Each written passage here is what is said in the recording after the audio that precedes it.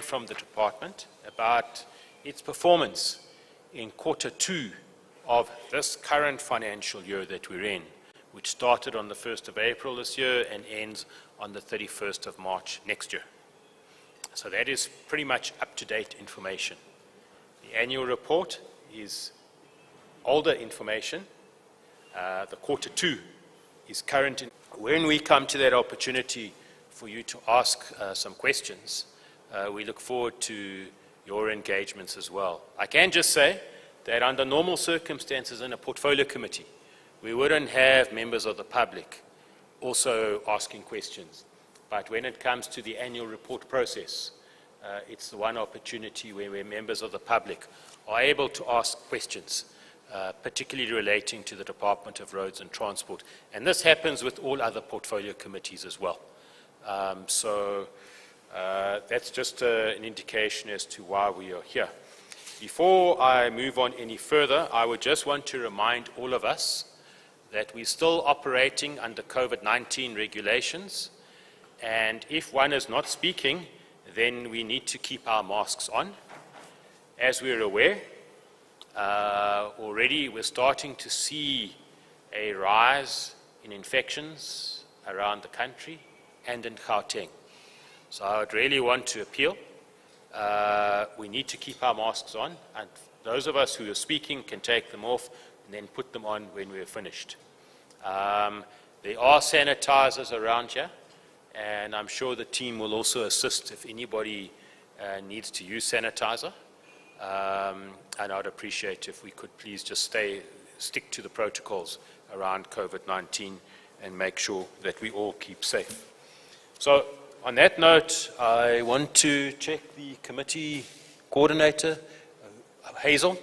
Could you please just take us through and indicate to us if there are any apologies? Just to members of the public, we are now going into the formal part of the committee meeting, and we will indicate to you when your turn comes to ask questions, but we're now going into the formal part of the committee meeting, and this is how committees operate in the Gauteng legislature. So I hope you will gain some understanding of how committees operate as well. Hazel, could you please indicate to us whether there are any apologies? Thank you very much.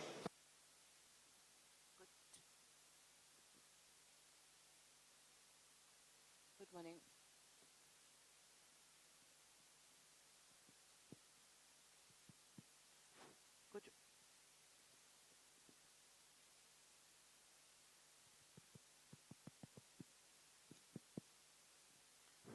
Good.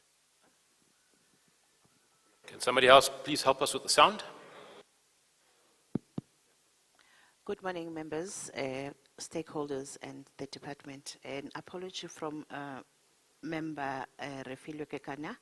She is chairing a session on launch of the 16 days of activism on violence against women and children. She's also joined by member Dolili Dwaba.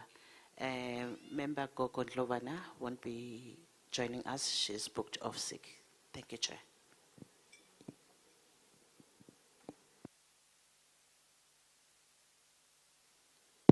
In addition, Chair, Member Khadebe will leave earlier than normal at 12:30. She's also joining another meeting. Thank you.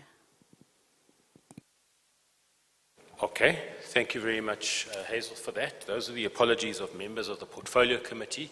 In addition to that, I just want to indicate, and I have spoken to all members of the committee already, there's an apology from the MEC and the acting HOD. The Executive Council, that is the Provincial Cabinet, Gauteng Provincial Government, so it's called the Executive Council, is having a 2-day lekgotla, started yesterday morning, finishes this afternoon. And all MECs and their HODs are required to be in that lekgotla. They're not generally allowed to leave. And it's for that reason the MEC has submitted an apology. So I will come to the issue of what we are proposing based on the MEC's apology. But first, may I just ask for a mover from the committee that we adopt the apologies that have been given. Is there a mover? Member Du Plessis? I so move. Just seeking a mover for the amendment to the committee program for that meeting to take place. Member Mabunda? No, I move. Thanks, Member Mabunda. Is there a seconder? Member Khadebe? I second, Chair. Thank you very much, Member Khadebe. Thank you very much, honourable members. Under normal circumstances, as I explained earlier, the MEC and HOD, or in this case, the acting HOD, would have been here. Because of the Lekgotla, they're unable to be here. So it's not that the MEC doesn't want to come. It's an unavoidable thing. And I guess it's something that we may have to also ask the legislature's programming team to also see how do we make sure that the programming of committee meetings doesn't clash with Lekgotlas, etc., and vice versa. So on that note, I then want to come to the actual formal agenda of today. There is an agenda that has been circulated to all members. Are we flighting the agenda on the screen? But I would want to then, in asking for a mover, I want to propose an amendment to the agenda that item 7 on our agenda be dealing with the update on the Gautrain expansion plans. It's item 7. That it be brought up to be item 6 and item 6 become item 7.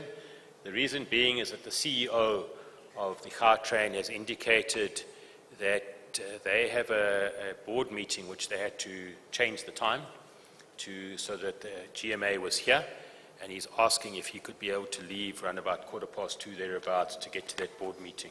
So I'm putting the agenda to members of the committee for adoption with that slight amendment. Is there anybody from the committee that would want to move for the adoption of the agenda? Member Mabunda? We agree. Thanks, Member Mabunda. Member Nel? Second. Thank you, Member Nel. So the agenda of the meeting has been adopted. So on that note, I would want to check. We are now going to deal with item 4 on the agenda. Just to explain to those of you who are watching on social media, those of you who have joined us from different communities, the Office of the Auditor-General has audited the financial performance of the Department of Roads and Transport, the Gautrain Management Agency, and G-Fleet. And we're now going to ask the Office of the Auditor-General to take us through their presentations dealing with roads and transport, Gautrain Management Agency, and G-Fleet for the financial year 2020-2021. And for those of you who have never heard or understood what the Auditor-General does, these presentations will give you a very good understanding as to what the Auditor-General does and why they are so important, and why it is important that departments need to ensure that their financial performance and other matters are in order. So I believe that we have Ms. Vilakazi. I hope I've been given the correct information, who's from the Office of the Auditor-General. She's logged in online, and is it possible that we can then ask? I'm not sure who's flighting the presentations, but Ms. Vilakazi, we'd like to welcome you again and hand over to you to take us through the 3 presentations that you've given. We received them yesterday, and I think most of us hopefully have been able to have a look. But Ms. Vilakazi, can I hand over to you and ask you to take us through? I'm looking at the time now. It's just about 20 to 11. I'm not sure how much time you need, but do you think you'd be able to deal with all 3 presentations in about half an hour, 35 minutes? Would that be possible? Can I get an indication from you, Ms. Vilakazi? Over to you. Colleagues, I observe all protocol. I will try to present all in 30 minutes. Ms. Vilakazi, we can't hear you. Can somebody help us with sound, please?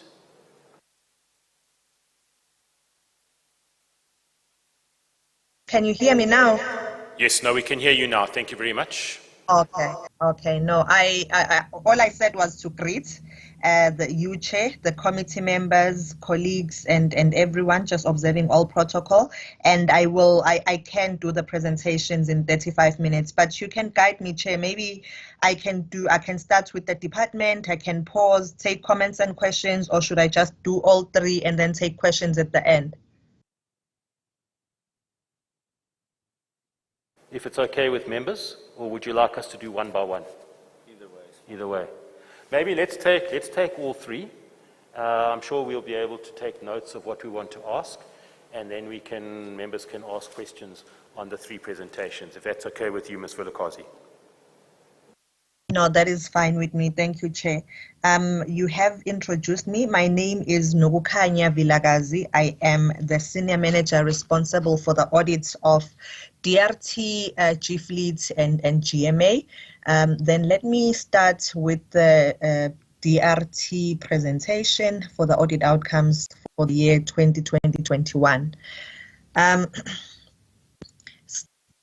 With the AGSA mission, like the chair was alluding, we the Office of the Auditor-General, we have a constitutional mandate, and as a supreme audit institution of South Africa, we exist to strengthen our country's democracy by enabling oversight, accountability, and governance in the public sector through auditing, thereby building public confidence. In this presentation, I will talk to the key messages from the audit outcomes, and the recommendations to different stakeholders.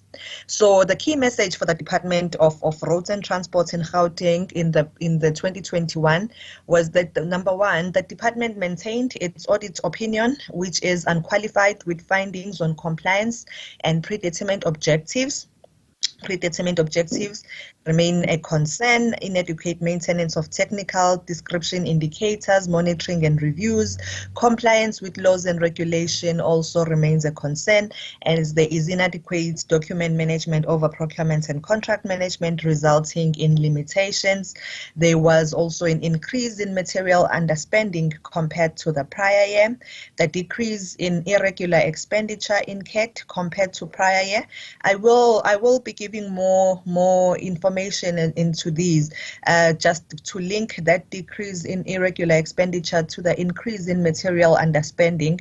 So those two, they go hand in hand, because as I unpack the presentation, you will see that majority of the irregular expenditure in the department is really coming from the transport operations, which then has a material underspending, then decreasing the irregular expenditure.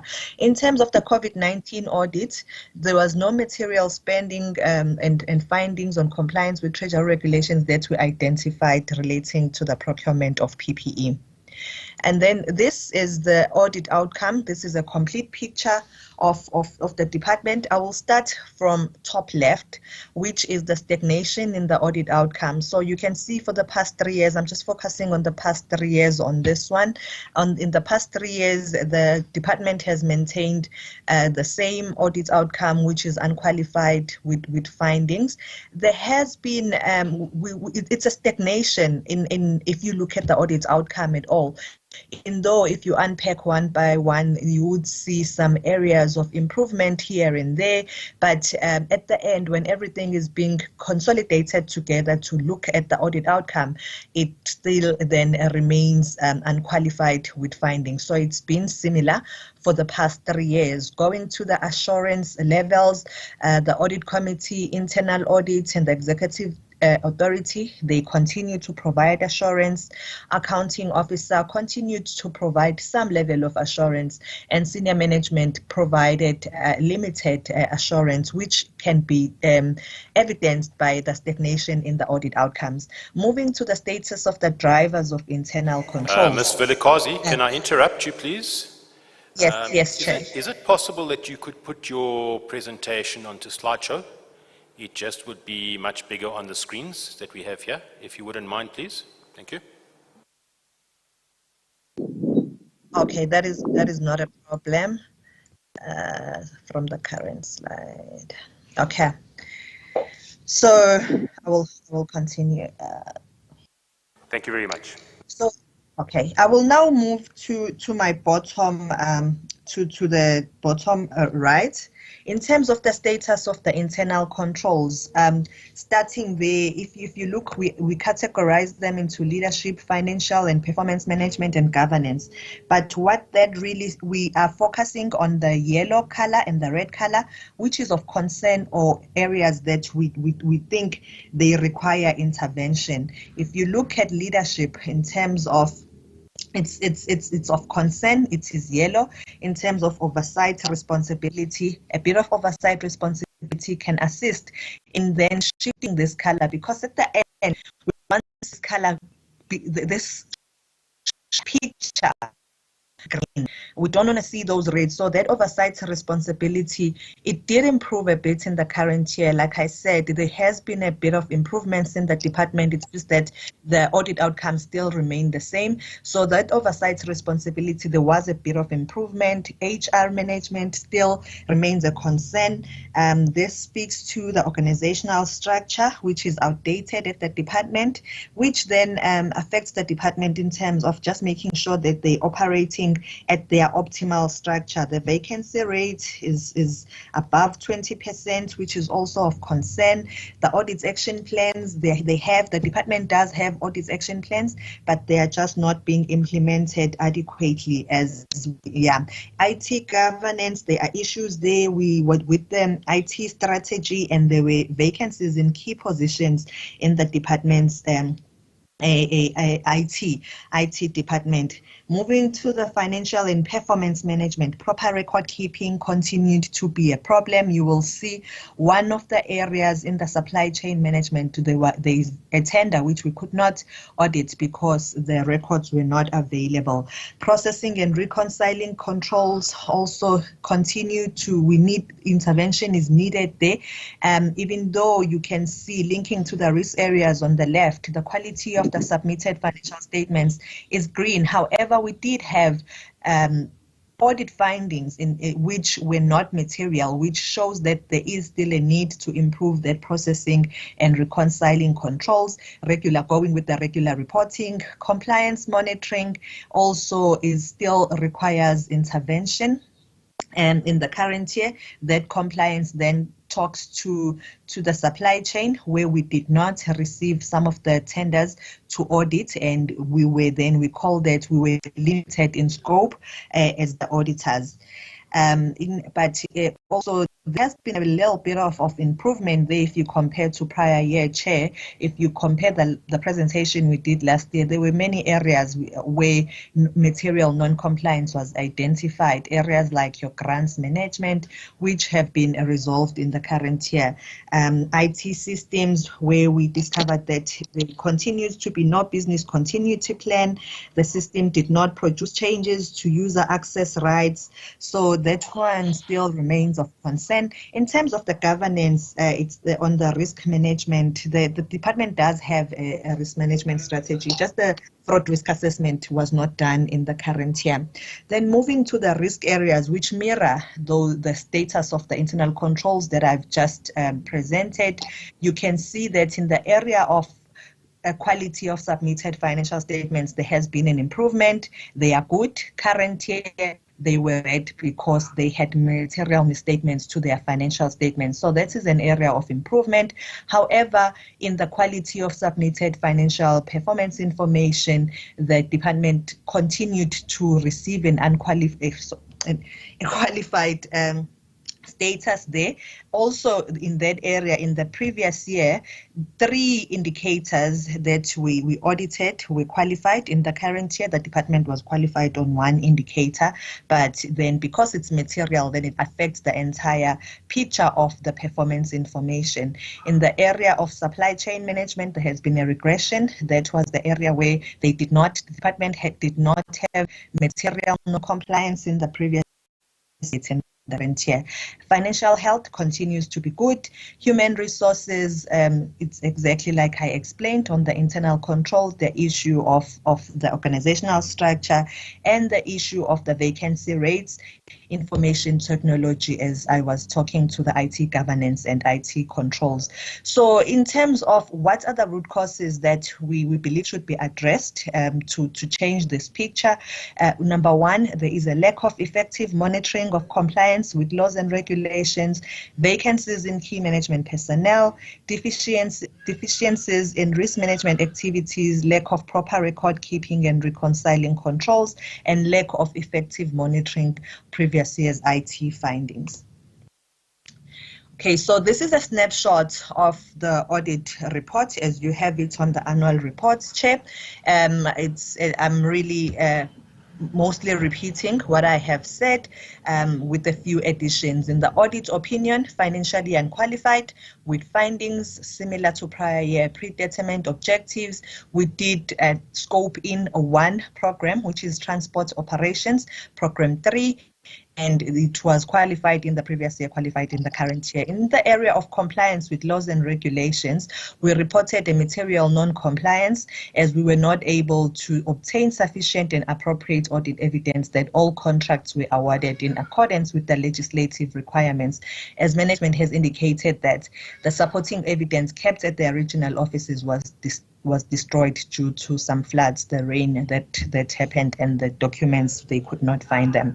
We did also have an emphasis of matter. In terms of the emphasis of matter, we are not saying this is an audit finding. We are just emphasizing these matters to the users of the financial statements. It does not affect the audit opinion, but it's matters that we think they warrant to be known by the users, that the department has material uncertainty attached to various lawsuits which are happening against the department, and also the underspending of the annual appropriation. Okay, now I'm just going to zoom into the irregular expenditure in the department. As you can see, the department of the biggest contributors in the province for irregular expenditure, and in the current year they disclosed the irregular expenditure of just over 2 billion, but as can be seen in this picture, 99% of that irregular relates to the extension of the bus contracts, and then there is also then the 1.5 million relates to then the new SCM non-compliances which were identified in the current year. But I think the one message I can leave is, if this bus contracts irregular can be dealt with, the department can, within a blink of an eye, move from being one of the biggest, contributors to the irregular expenditure in the province to one of the very, very minimum. That is the split of what I've just explained on the irregular expenditure. So in the beginning of the year, I think I did interact with the committee, and we spoke about the bus contract, we spoke about the K46 project. So during the audit, we did continue to check on what is the status on the K46 project. You would remember that there is a K46 project. It's phase 2, which is a project for construction of an upgrade of the William Nicol Road. The contract was awarded in the 2013-14 year with an original completion date of December 2017. The contract was later terminated due to non-performance, and with the road, and then the road was not completed. So during the 2021-22, the tender was then awarded, which means we could not audit it because it only falls within 21-22. However, this tender will be audited in the next year just to check if everything was complied with in terms of the laws and regulations, and if there's any cause for concern. Material irregularities, I think Chair, this is one of the amendments to our Public Audit Act, material irregularities. So there are auditees that we have selected to be part of the phased-in, because what the AG is doing is to follow a phased-in approach for the material irregularities. So then DRT is one of those departments where we were looking for, if there is a material irregularity that is identified during the audit, that we were going to report it. But in the current year, we did not identify any material irregularity in the department. In terms of the recommendations to DRT management in how to improve their audit opinion in the area of compliance, if they could implement adequate controls to monitor compliance with laws and regulations, implement action plans to address prior year root causes, and the record keeping should also be addressed. In terms of the performance information, just pay more attention to their technical indicator descriptions. So if they can enhance those, to enable all role players to then be, on the same page in terms of how to collect, collate, and report on the achievements in the similar manner, to just eliminate those differences at the end, and also for management to perform periodic checks on their POE to verify accuracy and completeness of data. In terms of the recommendations that I have for the portfolio committee, we have identified key findings. So, Chair, we are asking if you could please that the key identified findings and observation may be used as a base to direct future oversight actions by the committee. The committee should also monitor that the control weaknesses identified are being addressed, as well as providing necessary oversight where they are reported as instances of non-compliance, like tracking the progress on the awarding of the bus subsidy tender, and also monitoring the controls to avoid any fruitless, wasteful, and irregular expenditure. Then this is the end of the DRT presentation. I will then move on to the next one, which is I will take G-Fleet.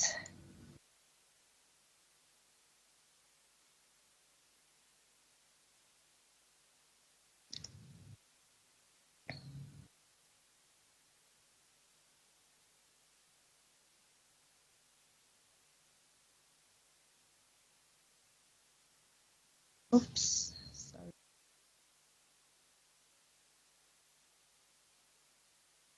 It's taking a bit longer than I anticipated. Apologies for that. Okay, got it. Okay, now I am moving on to the G-Fleet presentation. Yes, so I will start with the key messages. The audit opinion regressed to a qualified with findings. The audit of predetermined objectives. We also identified material findings in relation to Program 2, and in the area of compliance, there were also material non-compliance in the financial statements. This is the picture of G-Fleet. Without sounding like a broken record, G-Fleet is then similar. We want to see the picture going green. Unfortunately, going to my top left, the entity was qualified in the current year, which is a regression because in the previous 2 years, the entity had received the unqualified with finding. In terms of the assurance levels, similar to DRT, they have almost the similar assurance providers. Audit committee, internal audit, executive authority, it's the same. They did provide the assurance. Accounting officer, senior management then provided limited, which speaks to the audit opinion as presented. In terms of the status of their drivers of their internal controls, leadership, there you can see oversight responsibility. They regressed because then the audit outcome did show us that they need to improve on the oversight responsibility. HR management, similar to the department, it's the issue of the organizational structure and the vacancy rates, the issue of audit action plans, to be quite honest, in leadership, the department and chief leads, it is the same reasons there. Proper record keeping, there was a bit of an improvement in terms of us receiving the documents that we requested for audit, processing and reconciling control and regular reporting. Still there, it's of concern and intervention is required so that they can then deal with the issues of the quality of financial statements. In the area of compliance, it still remained the same. Similar to the department, there has been a bit of improvement there. If you look into the audit report and you look at the number of paragraphs that have been reported in the current year, they just have one on the financial statements and the other, which is the expenditure management, as they did not pay their suppliers within 30 days. In terms of IT control, IT systems, similar to the department, and the risk management strategy, it is the same picture where the fraud risk assessment was not done in the current year.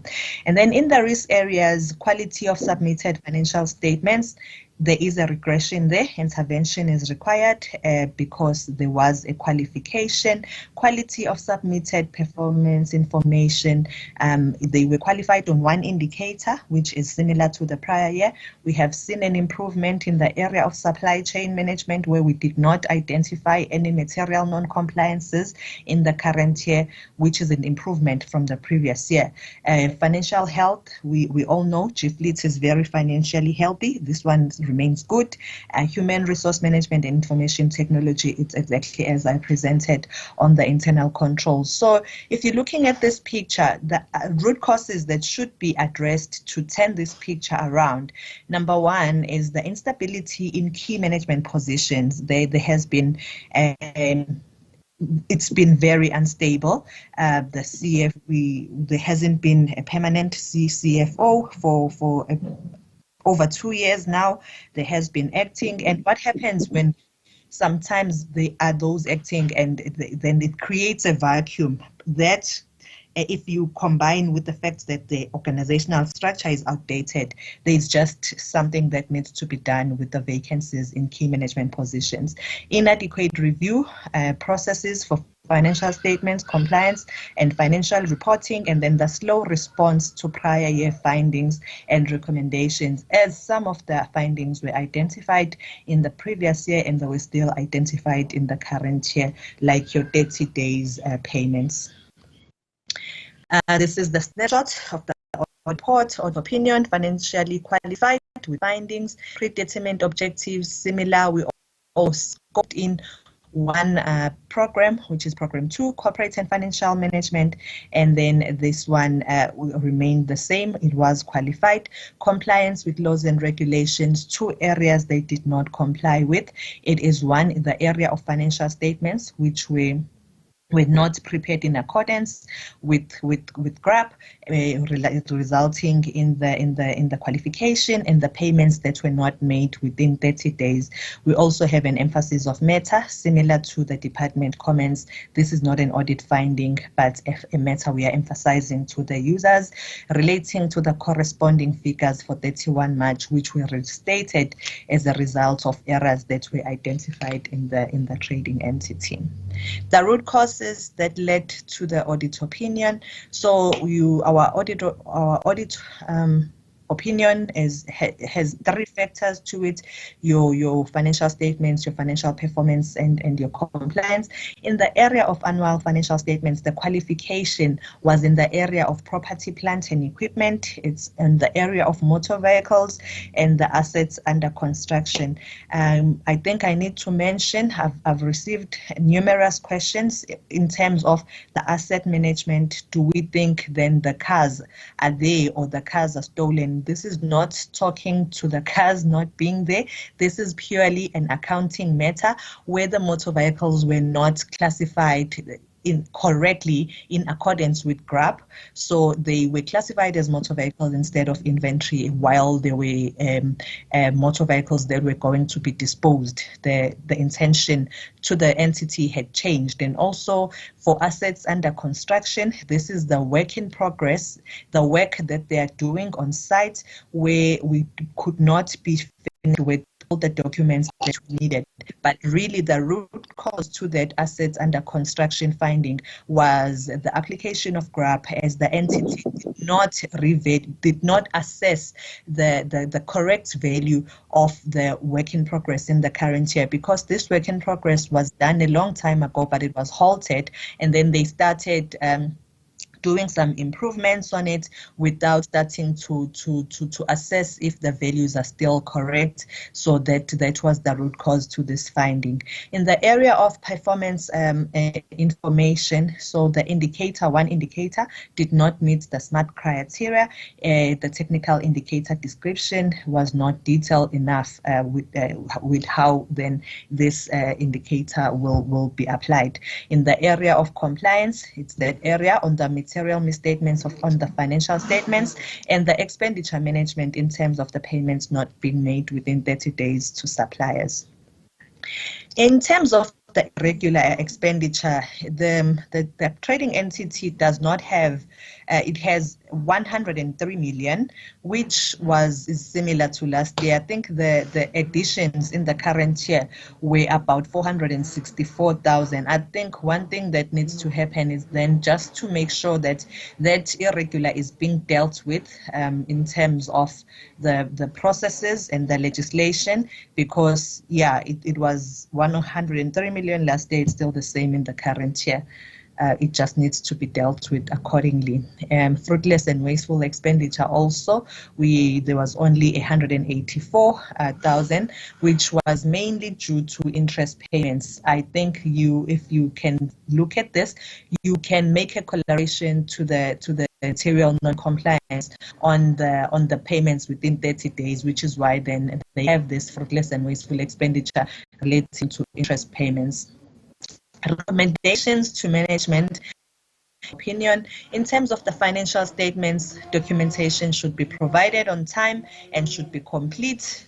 Back to basics to management in terms of the financial statements, comprehensive review of the financial statements prior to submission to the auditors, and also where audit findings have been noted in a sample, it's important for management to investigate the whole population before an adjustment can be allowed, so that they can just avoid those findings. I'm so sorry about that noise.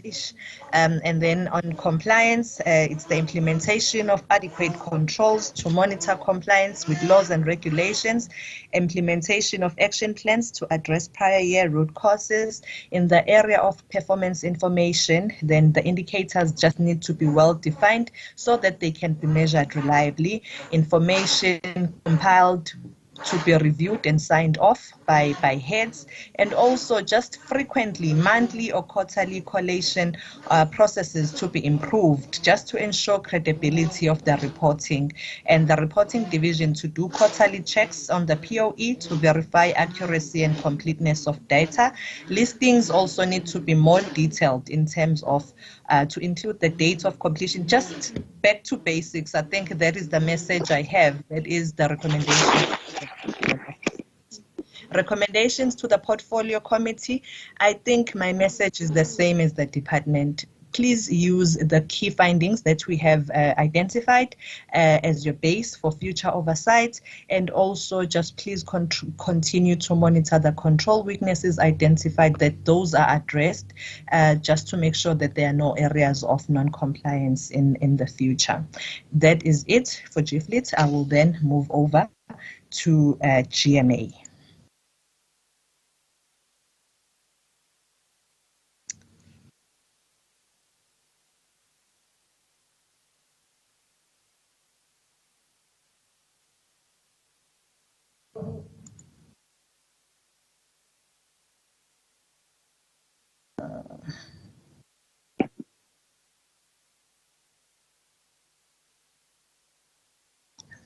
Okay. The key messages for GMA, the audit opinion, the entity sustained its clean audit outcome So management maintained the good practice of performing adequate reviews on the financial statements and performance reporting, which contributed to the sustained clean audit outcome. Key controls over compliance and laws and regulations were adequately implemented. Oversight and monitoring over supply chain should be maintained. We did not identify instances of material non-compliance with legislation, and there was also no unauthorized, irregular, and fruitless and wasteful expenditure, which is similar to the prior year. So snapshot of the audit report, audit opinion, unqualified with no findings, similar to last year. Predetermined objectives, unqualified, no material non-compliances. We did have emphasis of matters on the audit report, which talked to two areas. Number one, it is the area of the lawsuits, which are against the entity, contingent liabilities, and also the issue of the patronage guarantee, which then continues to increase. Like I mentioned on the previous two audits, these are not audit findings, but just the matters of emphasis. This is the picture of GMA. You can see it's an encouraging picture, very green. It talks to, because if you look at the top left in terms of the audit outcomes, the entity has been it did receive an unqualified with no findings, which is similar to the previous 2 years. Assurance levels, all the assurance providers, they did provide the necessary assurance during the year. In the area of internal controls were found to be working. In terms of risk areas, the financial statements that were submitted were free from material misstatements, similar to the performance information, supply chain, financial health is good, human resource management, and IT. So we have identified best practices which we think should be maintained, like the governance structures that ensure accountability, regular monitoring of action plans, adequate and sufficiently resourced, and regular performance monitoring. Best practices that led to the sustained audit outcome. I think this entity continues to sustain an audit outcome as a result of embedded culture of a sound control environment, sound financial management practices, and compliance with laws and regulations. Key recommendations, we are just saying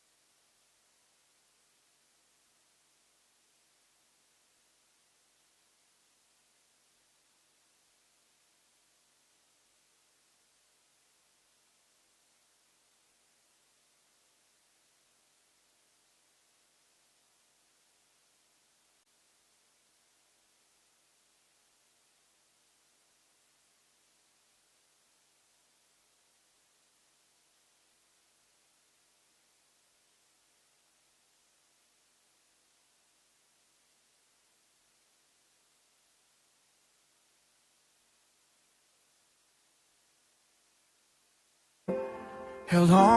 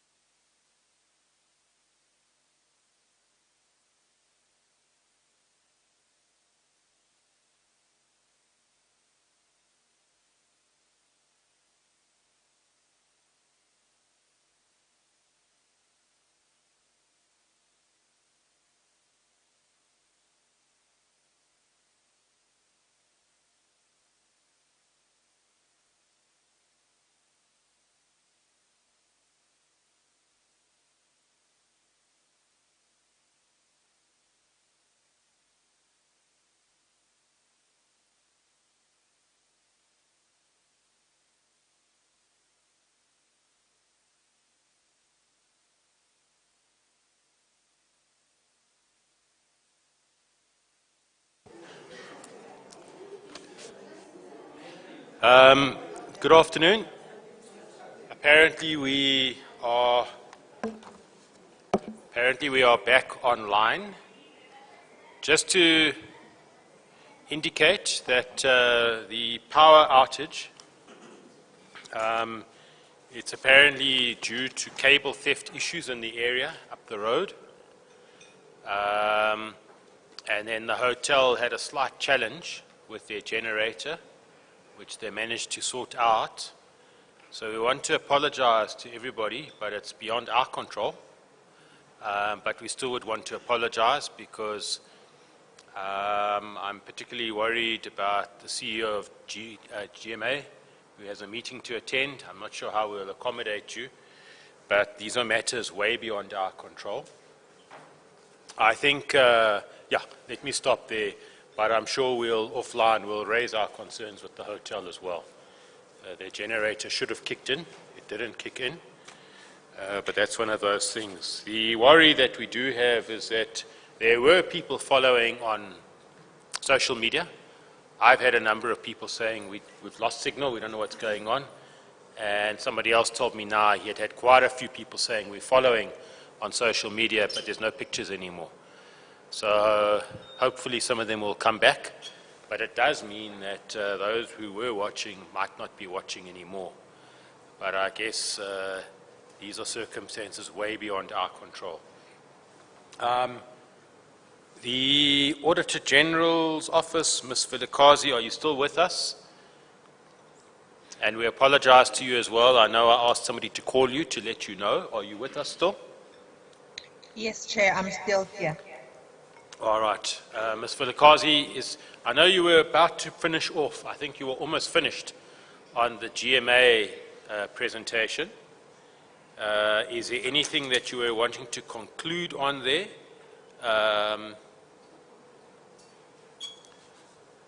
Please let me know if you'd want to still conclude on GMA. On my side, Chair, I wouldn't know where it cut, but I was done with GMA presentation. Yeah, I think even where we were following, it was pretty much at the end. I don't think there would be much more, but I thought I must just check in any case. Obviously, so thank you very much, Ms. Vilakazi. But before we release you, I understand, if I'm not mixing up with another meeting, that you may have had another activity you need to get to. Is that correct? Yes, Chair, that's correct. Okay. All right. Let me just check very briefly if members have any clarity, seeking questions, etc., or in relation to what the Office of the Auditor-General through Ms. Vilakazi has presented. If there's anybody that would want to raise anything with Ms. Vilakazi before we release her, that's an opportunity now. Let me open for members if there's anything that we would want to raise with Ms. Vilakazi before we release her. Member Ledwaba? Thanks, Chair.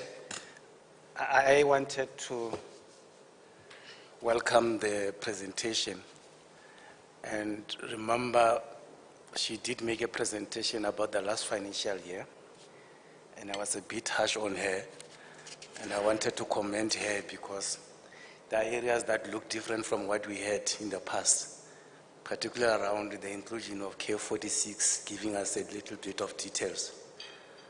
I wish you could do the same thing with K54.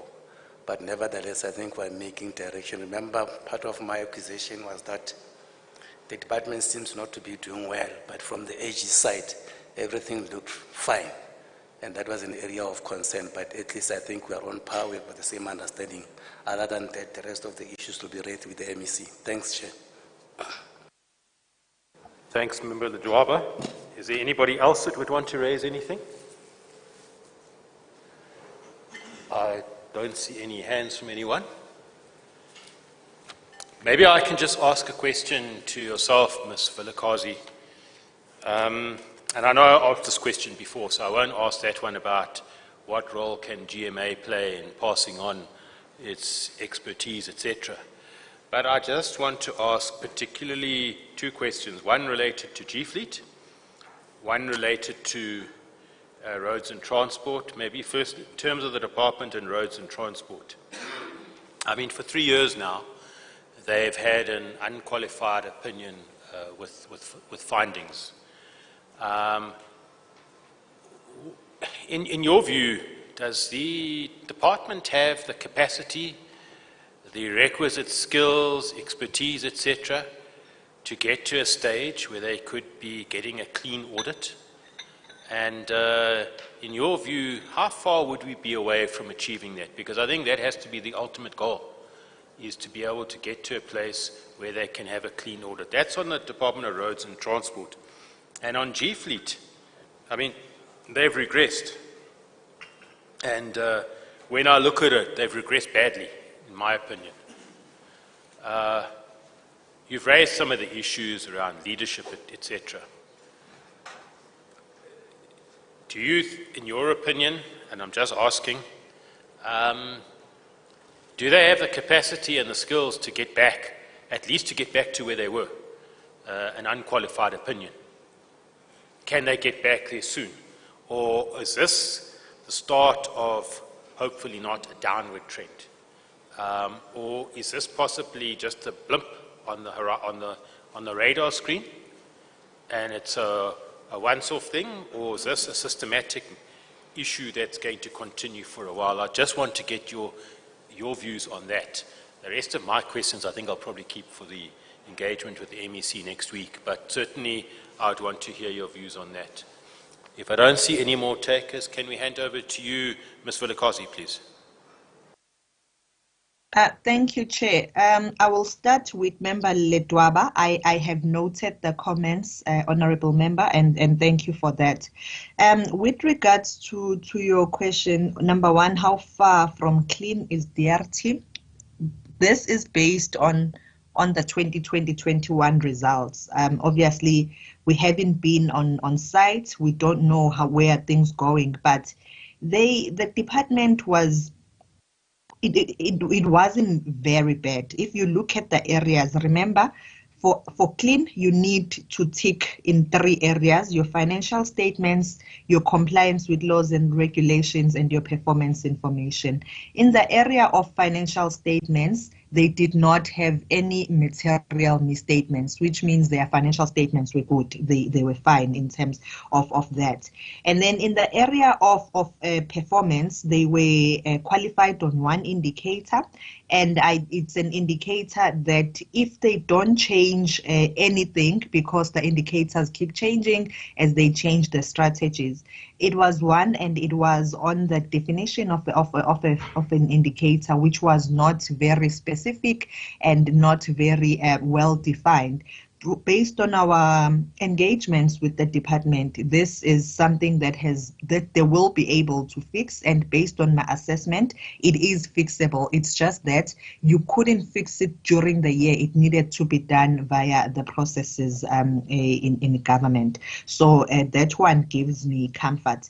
In the area of compliance, they were also qualified. They also had one material non-compliance around tenders, and this was a first for DRT, because usually we have not identified material non-compliance in SCM in the previous year, just this year. So I think they can easily, if they can just make sure that they implement those preventative controls, they prevent these things before they happen. Because in terms of the significance, it looks like matters that really can be resolved. We've had a meeting with the MEC post the audit, where we were talking, and he was assuring us in terms of filling the key vacancies. The CFO is there, so we are hopeful for the future. Obviously, we haven't been there, but I think there is hope. I don't think they are that far away from clean administration if they can just maintain where they are doing good on the financial statements, while making sure that they also don't drop the ball on the performance and compliance. G-Fleet also, I'm not trying to be too optimistic, but the area of qualification, it was on one area, on the assets, on the property, plant and equipment. So that was the area where they had an issue. And the finding that was raised, it was a basic finding. I think it was just an issue of they did not act fast enough in making sure that they can resolve that issue. There were challenges that they had. I will not speak for them, but there were challenges that they said they had, which we saw. Otherwise, it's not an area that is difficult to sort out. But Chair, you would remember when I presented at SCOPA as well, the G-Fleet has also assured the Office of the AG that they have already addressed the areas of qualifications, and they have asked if we can start the audit early next year, just so we can focus on that area. So we are looking forward to going and see if it's been resolved. I think it's an area that it's something that can be fixed, but I don't know because I have not been there, but it's not a very difficult thing to fix, because once they fix that, already we did not, on compliance, they were just not paying their suppliers within 30 days. That was the only other material non-compliance. So if they can just make sure, because G-Fleet is not short of cash, just make sure that there is processes to make sure that the suppliers are paid. Obviously not dropping the ball on the other compliance areas, because even similar to DRT, also for them in terms of performance, they were qualified on one indicator which was not also clearly defined. So it's not too far out. I think with the right mindset, right leadership and processes, both these entities can turn their audit outcomes around. No, thank you very much. Anybody else for a take? All right. Ms. Vilakazi, thank you very much. And we again apologize that you were suddenly cut off. It wasn't deliberate, but we apologize for that, beyond our control, as I've said. And thank you for the presentations and for taking us through and for the answers you've given us as well. We do look forward, going forward, to future engagements with your office. And thank you for the good work that yourselves are doing as the Office of the Auditor-General. So on that note, I think we can release you. You did indicate that you've got other engagements, and we are happy to release you. Thank you very much. Thank you, Chair. Thank you. Thanks so much. What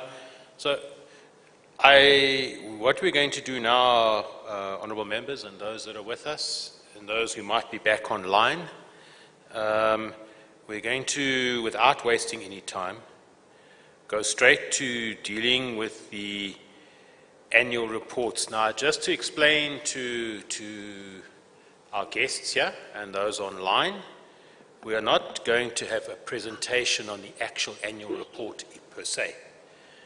We've already had that as a committee through our research section, and we then posed questions that we wanted the department to answer in relation to the annual report and to the second report that we will be dealing with, the second quarter report.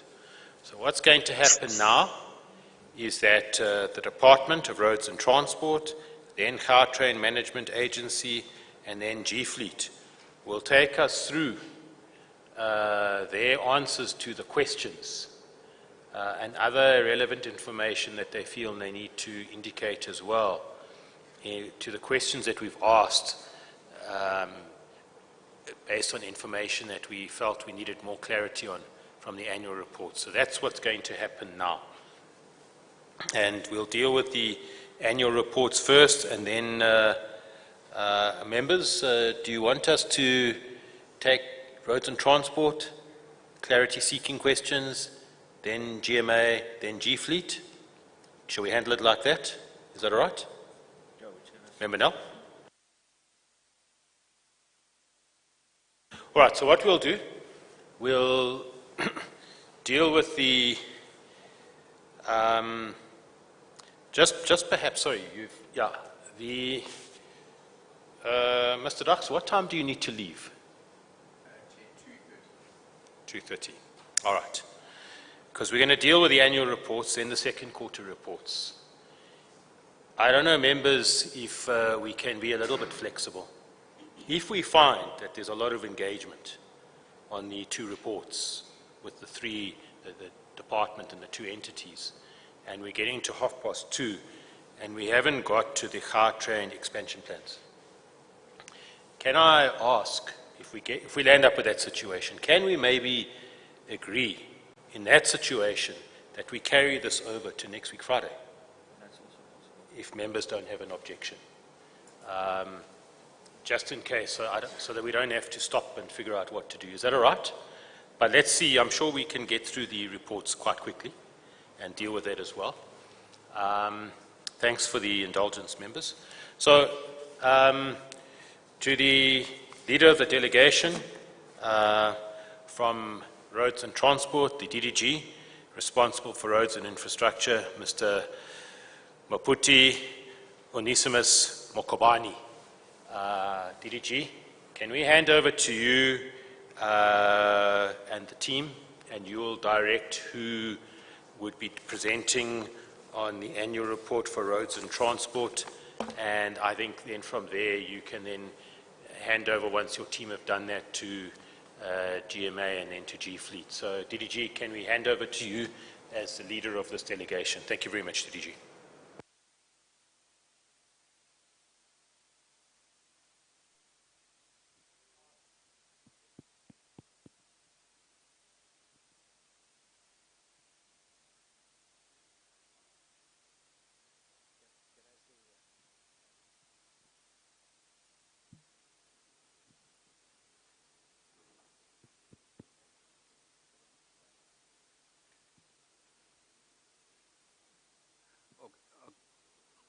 Good morning, and thank you, Honorable Chair.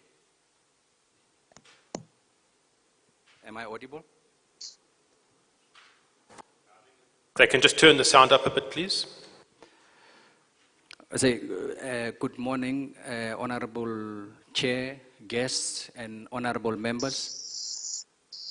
Maybe what I need to do is to introduce the delegation from the Department of Roads and Transport, and also G Fleet and the GMA. I think they can introduce themselves, maybe starting from my left. Good morning, Chairperson and members of the committee, as well as the members of the public. My name is Noxolo Maninjwa. I'm the Chief Executive Officer for G Fleet. Thank you. Sorry, just so that we are complying with health protocols, can somebody from our committee section just help with cleaning the microphone as it's passed from one to the other, please? Otherwise, we are in contravention of the health protocols. There's a bottle of sanitizer here or there. If we can help with that, please. Thank you.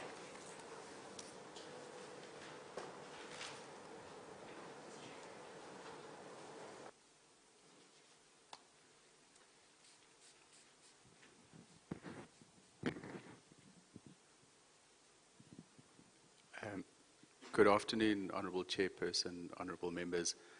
My name is William Dax. I'm the CEO of the Gautrain Management Agency. Chair, we are joined online by the rest of the GMA delegation, including the Chief Operating Officer and the CFO, if there are any follow-up questions. Thank you, Chair.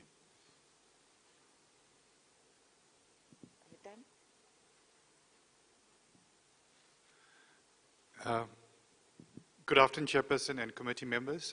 My name is Pubalan Govender. I'm the seconded, or the newly seconded, acting CFO at G Fleet. Thank you. Good afternoon. I am Dlagani Ponduli. I'm currently the acting Chief Operations Officer for G Fleet, seconded from the department. Good afternoon, Chairperson and the honorable members of the committee. My name is Pule Sikawana. I'm the Acting Deputy Director General for Corporate Affairs, DRT.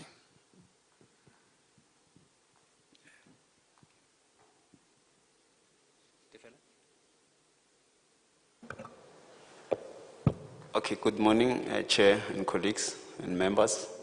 My name is Tefelo Mokete, Acting Chief Financial Officer, TRT. Thank you. Thank you again, colleagues. As mentioned, I'm Maputi Onismus Mugubane, the DDG Roads Infrastructure. We have Ruth Morena, who's online. She's also a DDG. She's an acting DDG for transport. She will be available for questions as well that will be coming from the members and from the guest. So without wasting time, I will hand over to the acting CFO to take us through the annual report. Thanks, DDG. Can I just suggest that we've received these presentations already, so we probably would have been able to have a look briefly at them. Maybe I can suggest, because of with the time issues, I don't want you to skim through them, but just try and summarize some of the answers without necessarily having to read word for word. But also so that the guests here and those who might be following on social media still can also just follow with what you're actually reporting on. That would just be the suggestion I'd make. Thank you very much.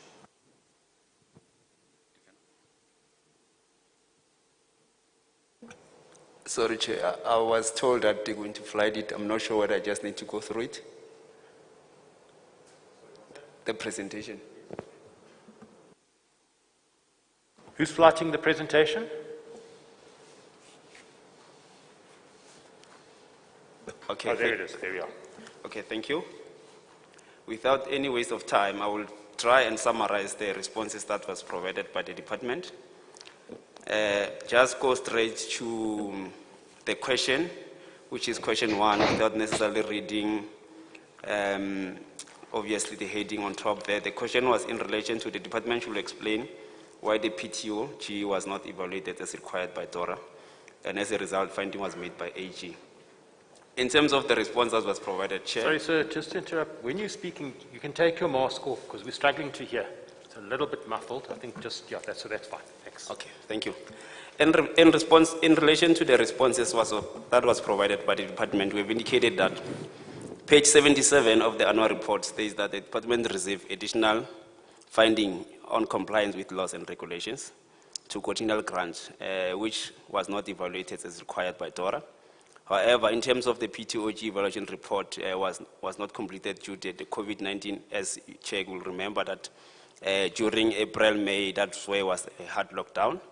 However, in terms of that, the evaluation report was subsequently completed and submitted, and we've attached a copy of that evaluation report in line with the response.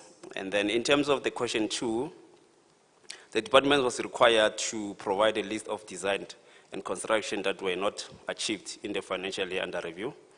In our response, we've indicated that the list of the designers as follows is 2 designs, which is construction of new roads, K60, as well as K117 from K88 to K92. As well, the response goes further, indicating that in terms of construction, there was a rehabilitation of P31, which comes from Stipsloot to Maldesdrift. 4 being construction of new interchange of Val River City. 5 being construction of K148. 6 being upgrading of K46 phase 2 William Nicol. 7 being the rehabilitation of Provincial Road T483. 8 being the rehabilitation of P73. Those are the projects that are residing within the construction environment. In line with question number 3, the department was asked to include a budget for each project and also explain whether the budget for each project was rolled over or surrendered to the current financial year. In line with the responses that we provided, we've listed all the projects that were rolled over in terms of the questions. We've also listed the budget of each and every project that was rolled over. I'm not going to go through that list. In terms of question 4, the department was also requested to provide progress report on all annual targets that were not achieved, being under design and construction. The response was as follows: the rehabilitation of P39 project suspended by contractor to non-payment of certificate The extension of time was also not approved in relation to that for the contract that has expired. So that is the response that was provided in relation to that question. In terms of question 5, the department was also requested to provide a committee with an update on approval of advert of bus subsidies contracts. The response that we are providing, Chair, is that the advert has finally went out and is published on the 15th of October, which is closing on the 7th of December 2021. In relation to, I think this is now in question 6, is GMA. GMA was requested to update and establishment of Ferrari intermodal facility. The response that we provided, we are providing the current status quo. The taxi rank in relation to infrastructure has been constructed in accordance with design and specification as presented to stakeholders. The construction was overseen by a professional team of consultants. The contractor unfortunately experienced financial difficulties, and the project will not be completed. So obviously this is just the background of what has transpired, and then we're just also further indicating that the new taxi rank has been designed taking into consideration the issues that were raised on the previous design. The process of engaging the users with the new design is in progressing. 2 meetings with taxi already took place. Stakeholders, amongst other things, is PRASA and Transnet, and also the municipal representatives. And then we are also further indicating that the construction process cannot commence until the stakeholders they've signed off the new design, which the GMA will have come up with in terms of obviously proceeding with this project. And number 2, in terms of this, it was in relation to the phasing of the project. The project will be phased in 2 phases. The first phase being an upgrade of a temporary taxi rank to improve drainage and uplift facilities. And then the other point that we're indicating there is that this will also further allow planning and obtaining approval from the relevant authority and budget to be complete for this intermodal facility. In relation to the topic around accommodation and small business owners, we are indicating that the hawker stall will be accommodated in terms of those temporary taxi rank after its refurbishment and mitigating the loss of jobs due to upgrades. So there will be a temporary accommodation in terms of that to make sure that all the hawkers are accommodated while we're busy with the construction. In relation to the progress and rebuilding of taxi rank, we're indicating that the department, DRT, has appointed a new implementing agent. Challenges are cooperation from PRASA and Transnet in making information available in relation to this specific project. And then the GMA submitted the business case already to the department and treasury on the project, and approval of sufficient budget is awaited to continue with the service providers assisting the GMA. The budget is also required for the construction of this project. Thank you. I think in relation to question number 7, the department was requested to provide the revenue collection from DLTC per center and service. Chair, here we've actually submitted a detailed breakdown on those collections, but however, in terms of the responses, we've just indicated that we've actually outlined per center how much has been collected in terms of those centers that we are running. If I'm not mistaken, it should be approximately 6 centers that the department has, and the details will be in the attached document.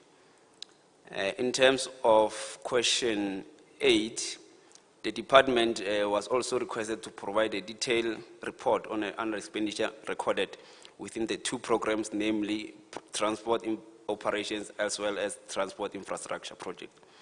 So in terms of the details that we have provided, Chair, here we've indicated that in the overall, the underspending was 1.2 billion. And I think in the main, this is just a breakdown of that particular underspending. However, I'll just quickly touch on the transport infrastructure as requested.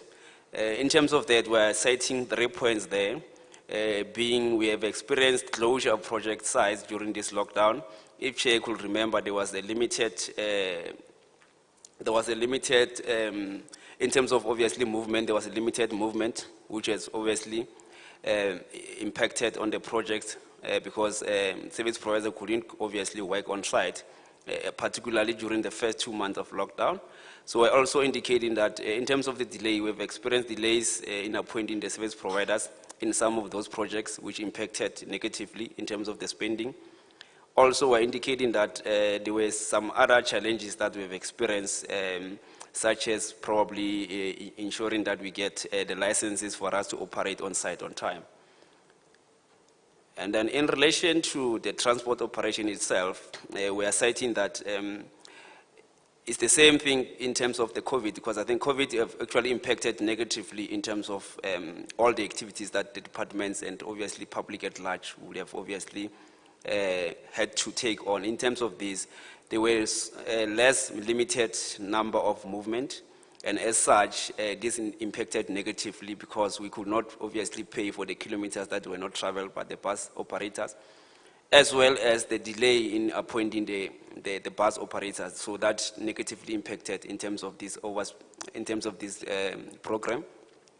If you can see, Chair, there, I think where the amount that was not spent is approximately 700 million. So in the main is the additions of that did not operate, and as well as obviously that period that there was no movement because of the COVID. And then I will just quickly go through. I'm not going to go through the transport regulations. I'll go to question 9. In terms of question 9, the department was requested to provide a report of the underexpenditure recorded in terms of the salaries and wages as well as fleet services. Chair, the response that we are bringing here is that in terms of the organizational structure, the department, I think, has been struggling for the past few years in terms of finalizing the organizational structure. As such, it means that some of the posts that are funded and vacant, they could not be filled because of the ongoing review of the structure, which obviously left the department with an underspending of approximately 8% of the allocated funds. And then as far as the fleet services is concerned, we have recorded just under 5% in relation to this category. This can also be linked, or is also be linked to COVID, because there were no movement around that. So it means in terms of officials having to take on the official duty in terms of the vehicles, they could not do that because of the limited movement that was put in place. In relation to question 10, the department was requested to provide a report on a project that largely contributed to under expenditure within maintenance and construction sub-programs. So here is the detailed response. In relation to that, we'll just summarize in terms of this. These are the main projects that were a contributing factor in terms of our underspending. And then the challenges in the main was the issue of the Val River change. There were cancellation of contracts. And then in terms of the medication, already this contract has been re-advertised and is currently within the BEC, where there's an evaluation that is taking place. And we're anticipating that by end of January next year, we should be awarded this particular project. In terms of K148, also we have experienced delays in terms of that, and there's a current court interdict that is going on. The sitting for the court date is scheduled for February next year. And this particular project, Chair, I just want to allude that it has already passed through the procurement stage. It's just that now the letter of award is not yet communicated to the service provider due to this court interdict that is obviously taking place. In terms of K46, I will indicate, Chair, that the tender also was cancelled in terms of the challenges. However, we've subsequently awarded this particular tender, and the contract is already on site. In terms of K54, there were challenges there in terms of the encroachment around the road reserves. And as such, the mitigating factor there is that we've already started to engage with COT to assist in relocating some of those individuals there in terms of obviously ensuring that we can start working on site. And also we've requested the Office of the Premier to intervene to assist so that this project can carry on. And then in terms of K69, we also experienced similar challenges with K454, and then I think the intervention there is the same in terms of that particular project. In terms of KP156, we experienced delays such as late approval of your water use license, And then in terms of the mitigating factors, we've obviously managed to roll over the funds, and projects already been awarded and the contractor is on site. And in terms of the P39, we experienced some challenges there. The project has been suspended by the contractor due to the payments by the department. Extension of time is also not approved. The current status is that in terms of the payment, the issues that the contractor had with the department was resolved and the contractor was ultimately paid. However, in terms of the extension of time, is still something that the department is yet to consider. And then in terms of the P241, there was a poor performance by the contractor that has been experienced, and we're actually applying the contractual guideline to manage the contract. And then in terms of D483, the project was actually advertised late. However, subsequent to that, we've ultimately awarded that particular project. And then the last project being P73, Chair, is that the project experienced some tender process cancellations or challenges. However, at this stage, the current status is that this project will be advertised. It's already recommended for advertisement. So it should be out in the next 2 weeks or so. And then in terms of question 11, the department was requested to indicate projects that have already went over the initial deadline. The response that we are providing there is that the rehabilitation of P39 from K30 in terms of this route to Meldes Drift, extension of time to complete work is still outstanding. So the question 12, we requested that we need to provide a report on projects that contributed to under-expenditure. There's quite a list of those projects that have contributed within design in the main. And obviously some of them, the list goes to the next page. I'm not necessarily going to go through the list, but in total, there were 19 projects that caused or contributed to underspending within design. And then in terms of question 13 also, we requested to indicate projects that were carried over to the current financial year. And then the list is as follows. The list goes on until number 18. So in other words, it's 18 projects that were rolled over in terms of the current year.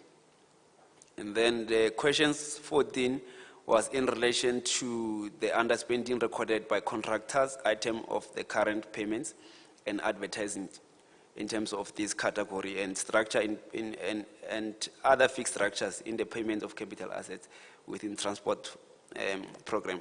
I think, Chair, here I would just like to indicate, I think there's a typing error in terms of this, because here we're referring to 2020-21. So here the response is that there were obviously some encroachment challenges that the department has experienced, community stoppages, delays in terms of awarding K148, which I think I've already touched base on the fact that we got a court interdict and poor performance by the main contractors, as well as extension of time. But I think I also like to add another point in terms of the delays, because much as those were the delays, but I think it's also contributed to the effect of the COVID-19, Chair, in terms of that, if you look at the first 3 months, being April, May, June, there were challenges in terms of, obviously, the contractors working on site. So as such, that would have obviously contributed in terms of the department being able to spend the allocated funds. Thanks. I think that's the end of the responses. Thank you. Yeah. Thanks, Honorable Chair. We are available as a team to answer any further clarity questions. Thanks, Tefelo, for being available to present. Thank you. Thanks, DDG, and thank you to you, sir, for taking us through. I want to check with honourable members whether there's any questions in terms of what's been presented to us, the answers to our questions on the annual report. Member Null, I see your hand up. Member Null. Please proceed. Member Null, let me put my phone. Chair, just one question. In almost all your projects that are either delayed or stopped, there seems to be a problem with contractors whose money runs out or don't have certificates or something like that. Now, my understanding is that during the bid process, that guarantees need to be delivered and that a due diligence is done, conducted on every potential bidder. So how is it possible that this still happens when you do conduct the due diligence and when the guarantees are delivered? I mean, are those false guarantees? I mean, why can't those guarantees kick in when they run out of money? Thanks, Member Nell. Anybody else? Member Mabunda? No, thanks, Chair. On the first question that you presented when you spoke about the evaluation report, which was not submitted as a result of COVID-19, but was later subsequently submitted. I just don't understand the logic there. You could not submit because of COVID-19, meaning there was no information to be submitted. Then what did you submit at a later stage? Because if indeed it was just COVID, it means that report could not be submitted because there's lack of information as a result of COVID-19, as you put it on your response to that question. And question 3,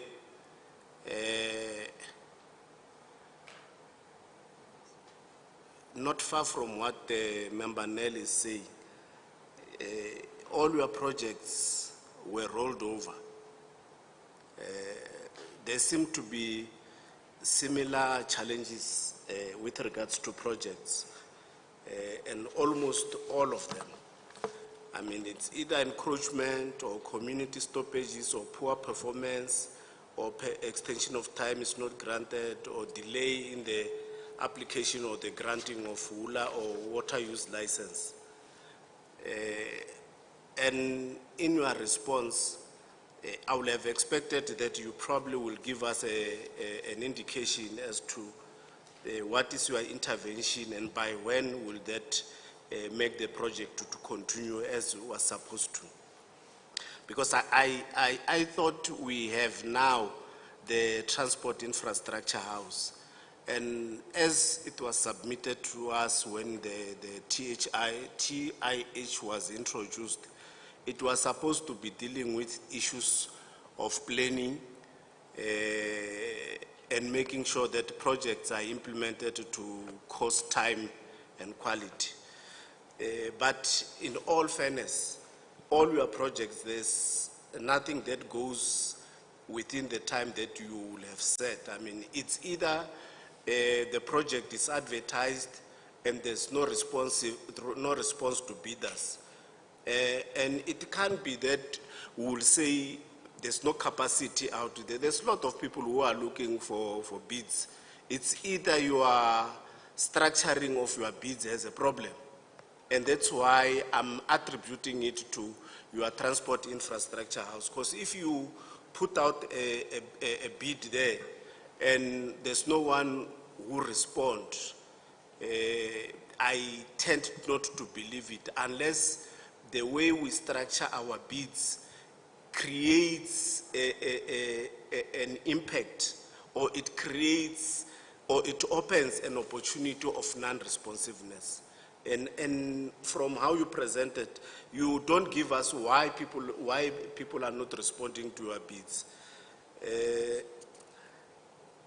With regards to question number 8,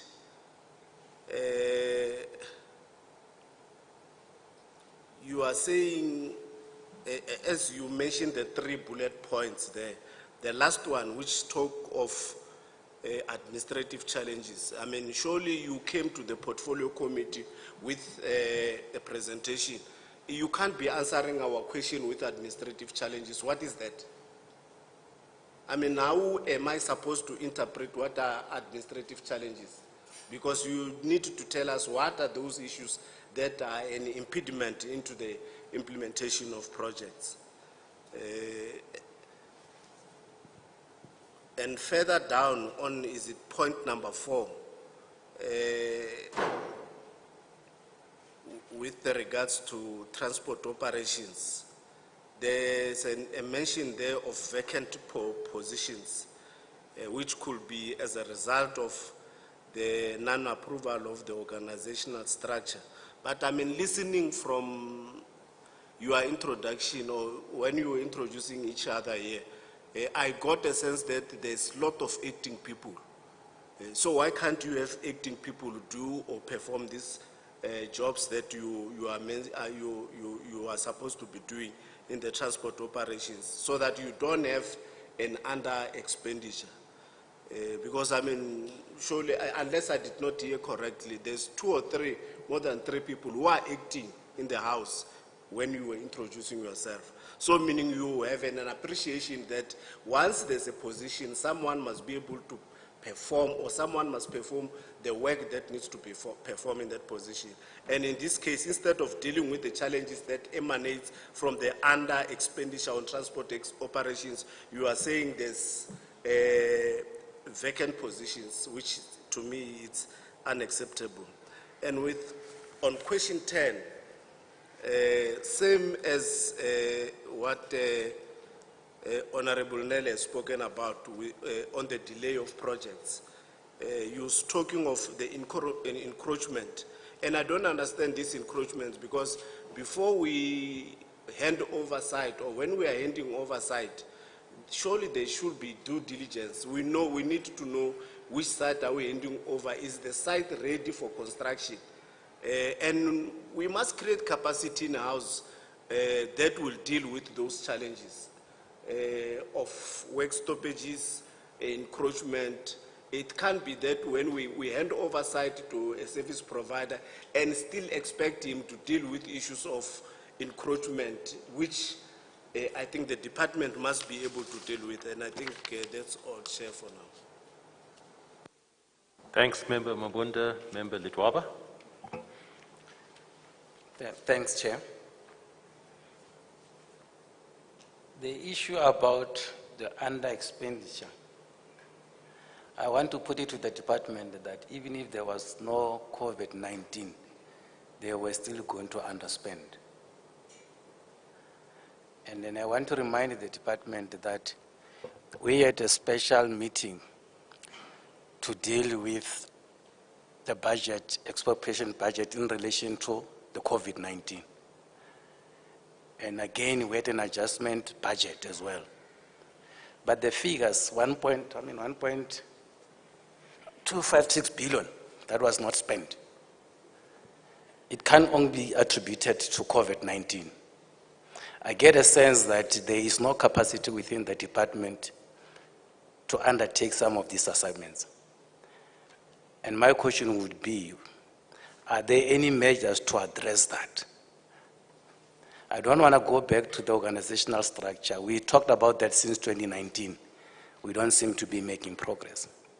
I don't want to talk about people who resign, 2 weeks they go, others they do not have the necessary capacity, wrong people are appointed, because that's the problem that we know, and we seem to be encouraging that, despite the fact that it affects the department negatively at the end of the day. And why I'm saying this is because we are still going to go to GMA. You won't experience the same challenges that we are experiencing on this side, whilst all of us were affected by COVID-19. Then you can see there's disjuncture there. Something is not right. Something is not going right. And I want to remind the department that when we're speaking of cadre, what do you call them? Cadre workers last year, we actually even proposed a bigger amount of money. We were told there was no money. And we even said that is an opportunity that we can use to get more people to be employed, as we know that we have got a high level of unemployment.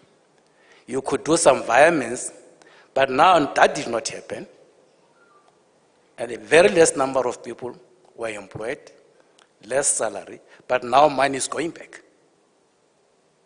Yet we complain about unemployment in this country, in this province. Yet there are opportunities that present themselves for us to be able to address that. We don't take advantage of that. We keep on lamenting year in, year out that our people are not working. And those of us who are in these positions of power that can redress that, we take money back, we don't use it. It can't be correct. It can't be correct, Chair. I want to zoom in again on the issue that was raised by Member Mabunda. and talk about K54 and K69 in this regard. I'll forget about K46, a special case. We'll deal with that at the appropriate time. We found K54, K66 in the same state it is now in 2019. What is new here is that now we are talking about encroachment. It's a new word that has come out now. In the past 2.5 years, we're talking about people who have invaded that piece of land that you are supposed to, your road, whatever, reserve. It's a new word, Mr. Mabund, that we have been told of. I remember in one of the meetings I said, because we have got a problem of human settlement and your road and infrastructure, why can't you engage your sister department? And the impression that was created to us was that you are talking to human settlement. At some stage, you did mention that the land was taken by education. What is new today? The matter has been escalated to the Premier. After how many years? 2.5 years. The matter has been escalated to do what? What you could not do. We insisted that get all your sister departments, even the municipality, so that you can resolve these issues. Maybe you are not aware, K54, there are people who have been relocated from that side. And they have missed the deadlines, not because there is resistance from anyone. People were willing to be relocated to Moy Plus. That has not happened. I don't know what is it that you want the Premier to do. I remember at some point in time we spoke about the MEC having to go there and resolve the matter. We assisted. Now you can't relocate the people. Is it because you do not have money? I don't know. We spoke about the running costs that you incur in that particular area every year. Maybe some of you are benefiting from that because there seems not to be any progress. K69, I don't want to talk about it because I don't think even the contractor is on site as we speak. I don't want to talk about K54, K46, even if you claim that the contractor is on site. You know it is not true. You know that there is no contractor on site on K46. Because the first thing that the contractor must do is establish a site camp. There is no site camp there. You know that you have been having meetings to deal with the challenges that you yourself have created in K46. And last time I asked a question, I was told that the contractor is on site. And nothing is happening. What does that mean? It means somebody is lying to us. You know of the challenges, you are not coming forward and tell us that we are having these challenges from the community so that we can assist. How are we going to assist? When you keep quiet, you hold political meetings outside there, secret meetings, trying to deal with the same challenges. And yet you think that you can just come and tell us that everything is good, contractor is on site, whilst you know there is no contractor on site. Maybe what you need to know is that when we have those meetings, political meetings, you might think that we have resolved problem A, only to find that we have make matters worse. And tomorrow you are going to come back and say the community does not want to cooperate. There are stoppages from the, whilst we have yourself have created those things. Let me leave it there. Thanks, Chair.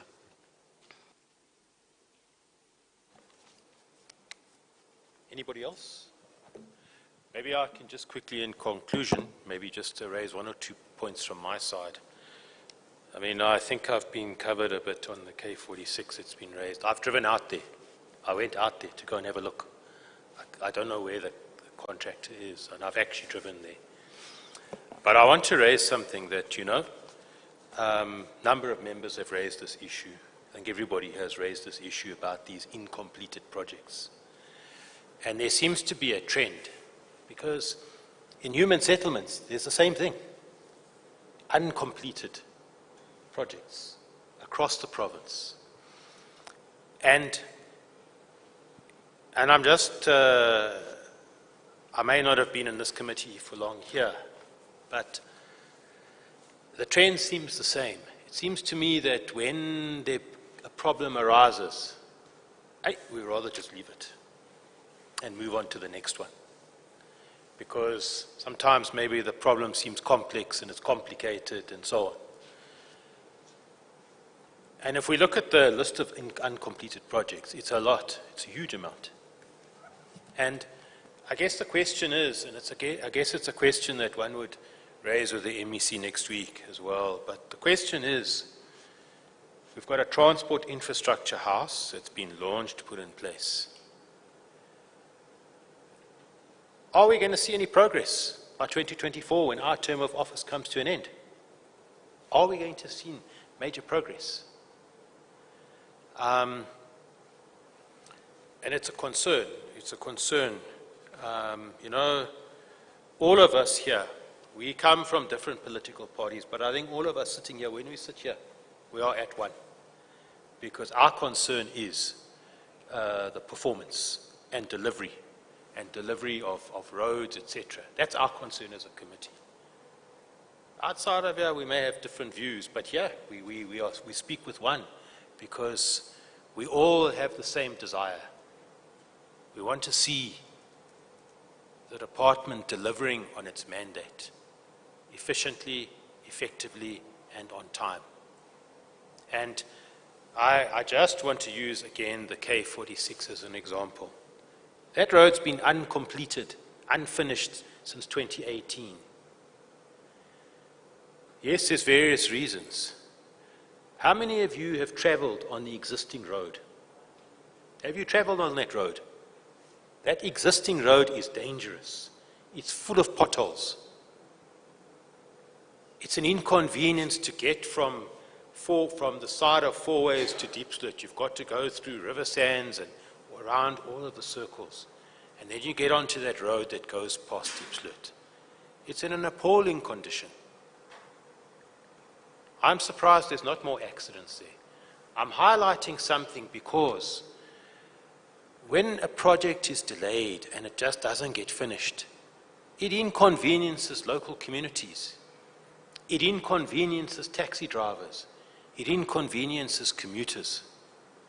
And I'm just trying to raise the importance of, we can't keep coming back year after year with the same list of uncompleted projects. We have to make progress, and we have to have a sense of urgency. Just the point I wanted to make on that. My only other point that I want to raise is this under expenditure of 1.2 billion, I think it is. We say it's because of COVID. My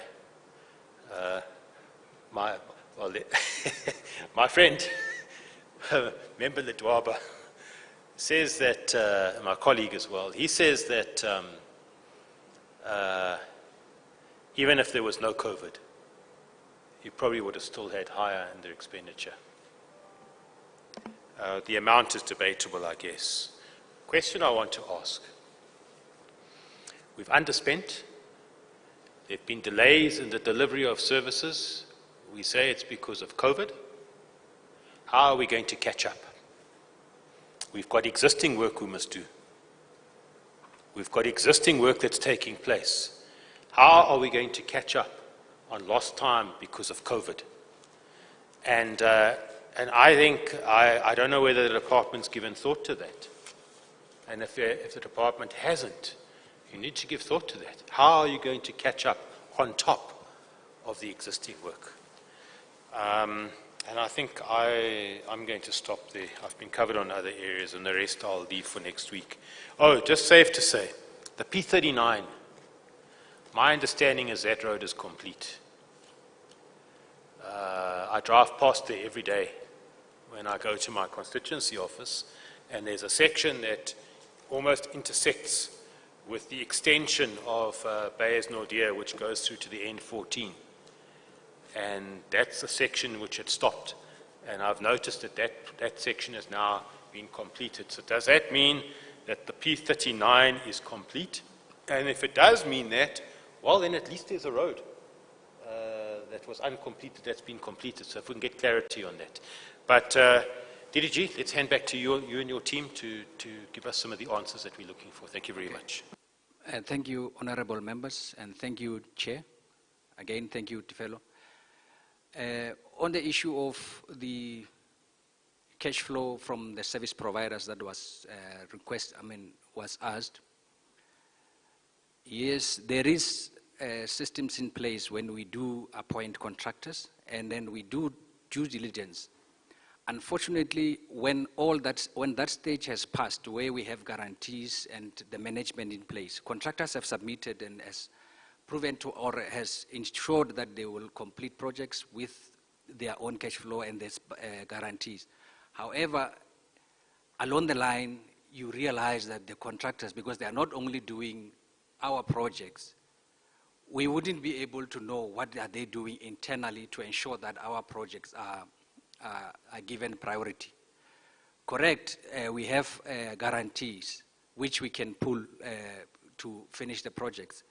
We don't appoint contractors without guarantees. They are there, and then we got proof that we have guarantees, and all that is the contractors that we are appointing have got financial sort of standing to do the projects. But what happens with the money internally to pay their staffs, because you find that most of their staffs are not paid, it's a bit difficult for us to control that one. But we do pay when the work is done. So whether they use money for other projects, it's a bit difficult for us. But we do have guarantees and insurances to ensure that they finish the project. It's not that they are not sort of managing their budgets or cash flow properly. That's what I can say on that one. But we do have checks and balances in place when we do appoint our contractors. And then with regard to projects that are being rolled over, maybe because they are not completed due to disruptions by the community, it's correct, that happens. And one of them, K69, K54. What we are doing, we realize that that is the challenge. What we are doing as the department, we have got a stakeholder management, I will say social facilitation, which we didn't really apply properly. But what we are now doing is that before we even appoint a contractor to start on site or service providers, we are letting our stakeholder management or social facilitators to ensure that they communicate with the community where our projects are, because it's very unfair to build within a community and the community not benefiting or not being involved, let alone benefiting, not being involved with the project. But I think there's going to be I can tell you that there's going to be an improvement, because right now, when we are appointing or when we are about to appoint a contractor, we've got our social facilitators on the ground communicating, because the problem is communication. We were not communicating effectively. But now I can tell you, with the interventions that we have on our side, we should be able to see improvement because we are communicating.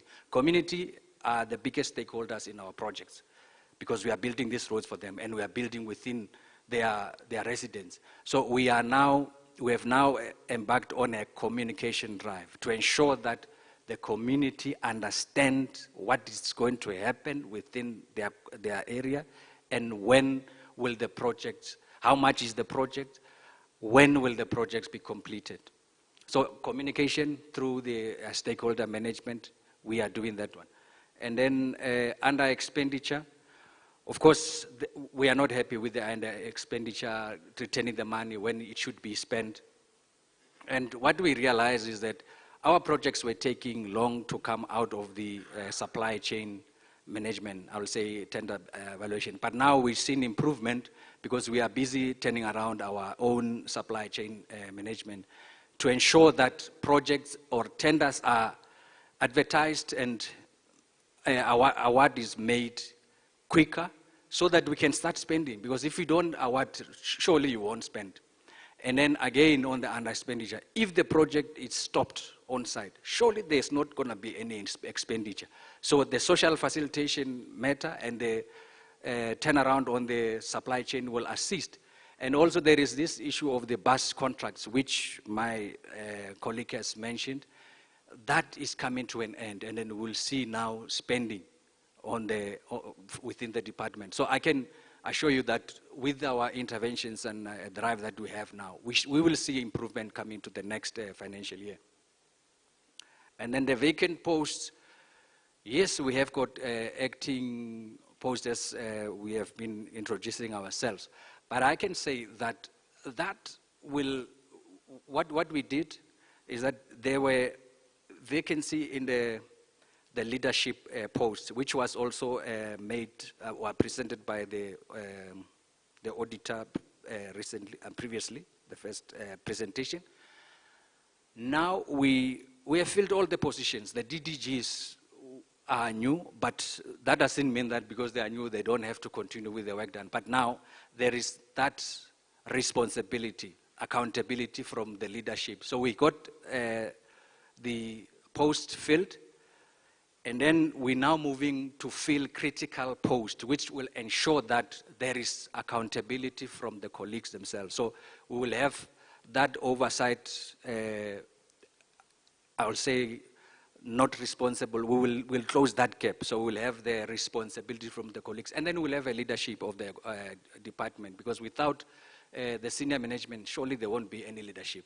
Then from there, we are busy currently filling up the posts below, I would say middle management or other posts. So those critical posts, we are filling them. And then we will ensure that, obviously, that will improve our management and administration. There was a question about administration.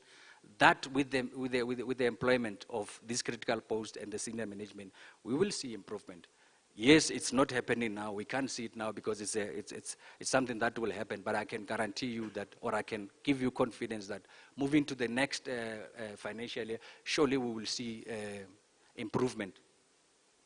Then the delay on projects, or let me say capacity. Capacity, yes, we didn't have capacity because we didn't have leadership appointments. But now that we have, we will have capacity. Those posts were filled, the DDGs were filled this year.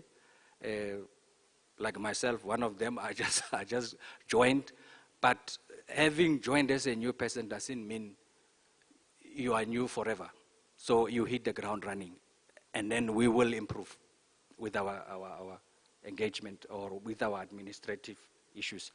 And then there is a delay on projects. And then it was mentioned that even on other departments, that is correct. And what we are doing now as the department is that there was a mention of the TIH, correct? TIH, Transport Infrastructure House. That obviously has made a very significant improvement in the sense that every week we are meeting, we are checking where we are in terms of the project status. Projects that are in distress, like the K46, the K69, your K54, that is presented there. And then we meeting with the MEC and also the HOD. The reason we're meeting every week is to ensure that we don't leave projects with or issues to become, I will say, challenges. So we are escalating within the meeting every week and reporting exactly what is happening. So the previous week, there should be an improvement in the next week. So issues are raised, and then we are dealing with them at the transport infrastructure, which is held every week with the MEC and the HOD, meaning the management is all there. And then there's another issue about the P39. You are correct, the P39, it looks complete. But it's not complete. There's still a 10% or 5% of work that needs to be done. And the issue is mainly to approve the extension of time for them to go back to finish off. But it's 89%. So it's about 18 days or 1 month of work to be done on that project. And then we will report it as complete. But now, unfortunately, we cannot do that because we still feel 5% is still significant. I mean, we want to complete the project. We don't want to leave it as 1% and say, no, 1% is not done, but let's just report it as complete. They won't notice. No, that small amount of percentage is still there and we'll complete it. And then going to K54, K69 encroachment issues. Correct, there are encroachment issues. But what I can report is that we are engaging with our sister department. We got land where community members were moved to that land. But unfortunately, the land is not enough to accommodate the entire community that has encroached our reserves. And you must remember that construction, we need to have a reserve. We need to adhere to our own regulations in terms of where we're working. Even if you have encroached the side of the road, that doesn't mean the road can be completed, because we have to look at the safety of the community around. That's why we say there is an encroachment. But we are engaging, and on the issue of the K46, where it is deemed that there's no contractor on site, we did appoint a replacement contractor. We had issues with the Lube Construction who started the project initially, but because of the issues we had to terminate. And then the delay was that we had to sort out the SMMEs, the workers that were not paid because they went bust. They couldn't finish because of their own financial problems. So we had to deal with pay the outstanding amounts, because we cannot start unless we have cleared the previous issues with the member, the community. We are here to assist the community. We are here to employ. So it will be unfair for us to continue as if to forget about the people that are not paid. So we engaged a lawyer who's dealing with this issue, so that we don't get on the wrong side of the law, being the government, to ensure that they deal with this matter properly. And we have paid almost all the SMMEs, except one that they are still busy sorting out. And remember, when we pay, being the government, we need to be accountable. We cannot just pay because I come and say I have done work. We need to ensure that we verify that. Verification, go to site. Verification, have the contract which you have engaged with the department. So Slim B and D is the contractor that is appointed on site, but they have not started to work. Why I'm saying they have not started to work is because they had been unfortunately disrupted from carrying on. And that is the matter that I'm saying. As I'm speaking, our stakeholder manager or social facilitator is engaging. And he has promised that by next week, we will see the difference there. But the contractor is there on site. He has not completed the entire site establishment, but they have established, because there was an issue about establishing 3 site establishments. So we got one that is complete, about 70%. So it's not completely established. And then there was also an issue about the CLO, the 4th CLO, because we got 3 wards that we need to appoint CLO from each. One ward, the 4th ward was not appointed. But I can assure you that as we are speaking now, the candidate for the CLO might have been appointed or will be appointed in the next week, because the procurement process has been done. So I don't know if there's any, maybe take up from my officials to address or to add on what I've just said. But fellow, you want to say something in addition, or? Yeah. Thank you, Honorable Chair and Honorable Members. Thanks, DDG. I take it that's covered the responses, members. Member Ledwaba. Chair, just because the DDG is new, just to let him know that whatever that he said, we have gone through that 2 years ago. There is nothing that we said that we do not know of. That is why we are saying we did not say anything new except waiting. That is our disappointment. Thanks. Member Mabunda. No, thanks, DDG, for your responses to the questions that were asked. And Member Ledwaba is correct that some of the things that you are saying, it's things that have been lamented before. So it's a scratch record. You know, I'm not sure how old are you, but we used to have this LP, the 45 one. Yeah, when it's old, when it gets to a certain point, cut goes back. You are doing exactly that. So there's nothing new that you are saying. Unfortunately, you are new, but out of what the department has been saying to us, it's unfortunate that we will have not to believe you. Especially when you talk of K46. You know, K40, the first or second week when you got into this term of office, we visited K46. And subsequent to that, we met all the SMEs that were claiming not to have been paid. So there was a list, because the department at what is that place? We called the department, they said to us they have a list of all the SMEs that were claiming that they were not paid. So now you are bringing certain things, meaning there's no coordination or handover of information, because it's strange if you are saying there's someone who you are still dealing with who is not part of the list that was submitted to you, whilst we were all along thinking that the department has a list of all SMEs that were not paid. But nonetheless, when Transport Infrastructure House was introduced, or it was mooted, we were told that issues such as planning, project management, leadership, risk management, and communication will fall within the scope of Transport Infrastructure House. So meaning issues that relates to poor project management or incompetent project management will be issues of the past, issues of planning, issues of communication. You just said it now that we've been poor in terms of communication, but our understanding was that when you establish a transport, that the TIH, one of its purpose was to make sure that you don't have these unnecessary delays. When there's going to be, or when there's an encroachment on the road reserve, or on the reserve that you are going to build the road, obvious the issues of social commentators or CLOs or people who are supposed to deal with the issues were to kick in, so that by the time you hand over site to the contractor, there is no issues of negotiations with the community from the contractor side. They simply implement the project, and it was going to be implemented within the timeline that we will have set and to the cost that you have budgeted for. Because if now you hand over site and the person established site and there's this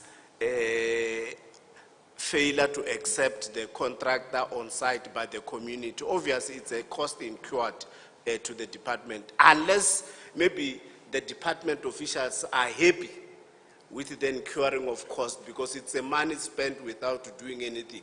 Because you can't have a reputation of these things.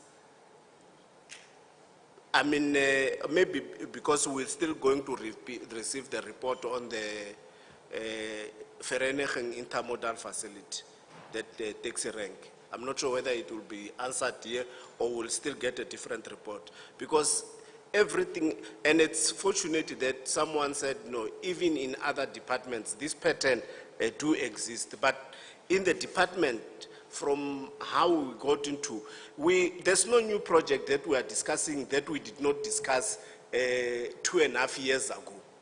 We are still discussing same projects that by now one will have thought the projects will be finished. So those that are still in the supply chain management, it takes forever. I don't understand why. What is this bottleneck, or what is this hold up?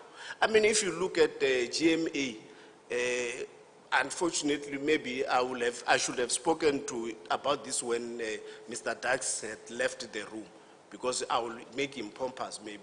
But the problem is, out of what they are delivering, they have never had issues that the department is heavy. That's why I don't understand. We have skills. The roads and transport is a technical organization. By its nature, you must have project managers qualified, you must have engineers. Obvious, the Transport Infrastructure House, its constitution, or the people who are supposed to work there should be technicians, people who understand what they are doing.